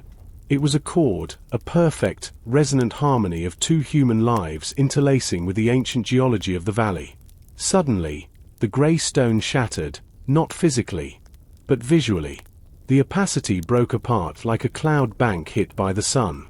A blinding flash of pure white light erupted from the pillar, filling every corner of the study. Arthur felt a sudden surge of feedback. It wasn't the aggressive, destructive energy he had used against Vane. It was a reciprocal flow. The valley, sensing the sacrifice of its guardians, was pushing back a fraction of its own ancient stability. For a moment, Arthur wasn't just in the room. He saw the root systems of every tree in Green Valley, glowing like a nervous system. He felt the cool, deep pressure of the silver vein, now flowing smoothly through its quartz channels. Its heartbeat synchronized perfectly with his own. The needles on the console didn't just move, They danced. The ridge. Stabilized at 432 Hz. The river. Clear azure at 528 Hz. The oak. A deep, resonant gold that flooded the room. The whiteout lasted for what felt like an eternity, though it was likely only seconds. When the light finally receded, the study was bathed in a warm, gentle amber glow. The quartz pillar was no longer grey. It was crystal clear, with a pulsing core of gold light that mimicked the slow, steady rhythm of a resting sleeper. Arthur and Sarah collapsed to the floor, their hands finally slipping from the silver leads. They lay on the stone, gasping for air as if they had just finished a marathon. The coldness was gone, replaced by a lingering, pleasant tingle in their nerves. It worked. Sarah whispered, her eyes fixed on the glowing pillar. Arthur managed to sit up, leaning his back against the desk. He felt different. The harmonic burnout he had feared hadn't happened. Instead, his connection to the forest felt permanent, anchored not by a key or a signature, but by the very marrow of his bones. He looked at his fingertips. The silver luminescence was gone, but his skin felt vibrant, alive in a way it never had in the city. However, the silence was interrupted by a new sound. It wasn't a hum or a thump. It was the sound of footsteps, heavy, rhythmic, and coming from the ladder. Arthur and Sarah froze as the footsteps reached the bottom of the ladder. A figure stepped out of the shadows, but it wasn't Julian Vane or a corporate henchman. It was the sheriff, his face etched with a mixture of exhaustion and profound awe. He looked at the glowing quartz pillar, then at the two of them slumped on the floor, and slowly removed his hat. "I saw the light from the road," the sheriff said, his voice unusually soft. "The whole valley lit up like a second sun for a moment. I've lived here 50 years, and I've never seen the forest look like it does right now. Every tree looks like it was just painted by God." Arthur stood up, using the desk for support. The connection he felt was no longer a frantic pull. It was a steady, quiet hum. "Vane is gone, isn't he?" "He's more than gone," the sheriff replied. "His machine is a total loss, and the state has revoked his firm's operating license pending a criminal investigation into that seismic assault. He won't be coming back. But more importantly..." The sheriff paused, looking at the clear quartz heart. "The people in town are talking. They say the riverbed is damp. Not a flood, just a trickle. But the water is coming back." Arthur looked at Sarah, who smiled through her tears. The stabilization of the silver vein hadn't just protected the valley. It had healed the damage done by decades of imbalance. The new order.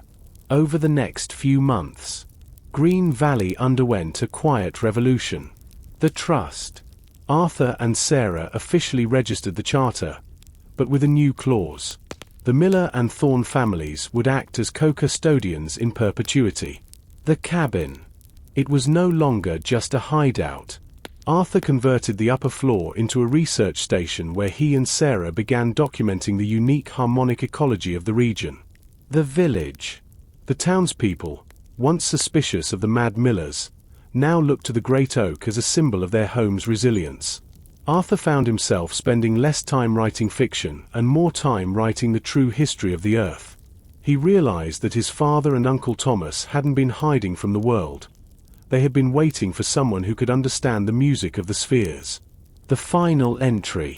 One evening, exactly 1 year after his arrival, Arthur sat at the desk in the study. The gold light of the heart was steady, a comforting presence at his back. He opened the keeper's ledger to a fresh page. He didn't write about battles or machines. March 13th, 2027. The river is flowing today.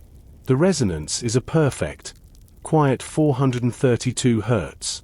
Sarah is at the ridge, ensuring the ear is clear of winter debris. To be a guardian is not to own the land, but to listen to it. The silver vein is at peace, and so am I. He closed the book and looked at the copper diaphragm on the wall. He didn't need to speak into it anymore to know Peter was there. He could feel him in the roots, in the quartz, and in the very air of the valley. Arthur climbed the ladder and stepped into the main room of the cabin. He looked out the window at the great oak, its branches swaying in a gentle, rhythmic breeze. He was no longer a stranger in a dark cabin on a hill. He was the conductor of the Green Valley.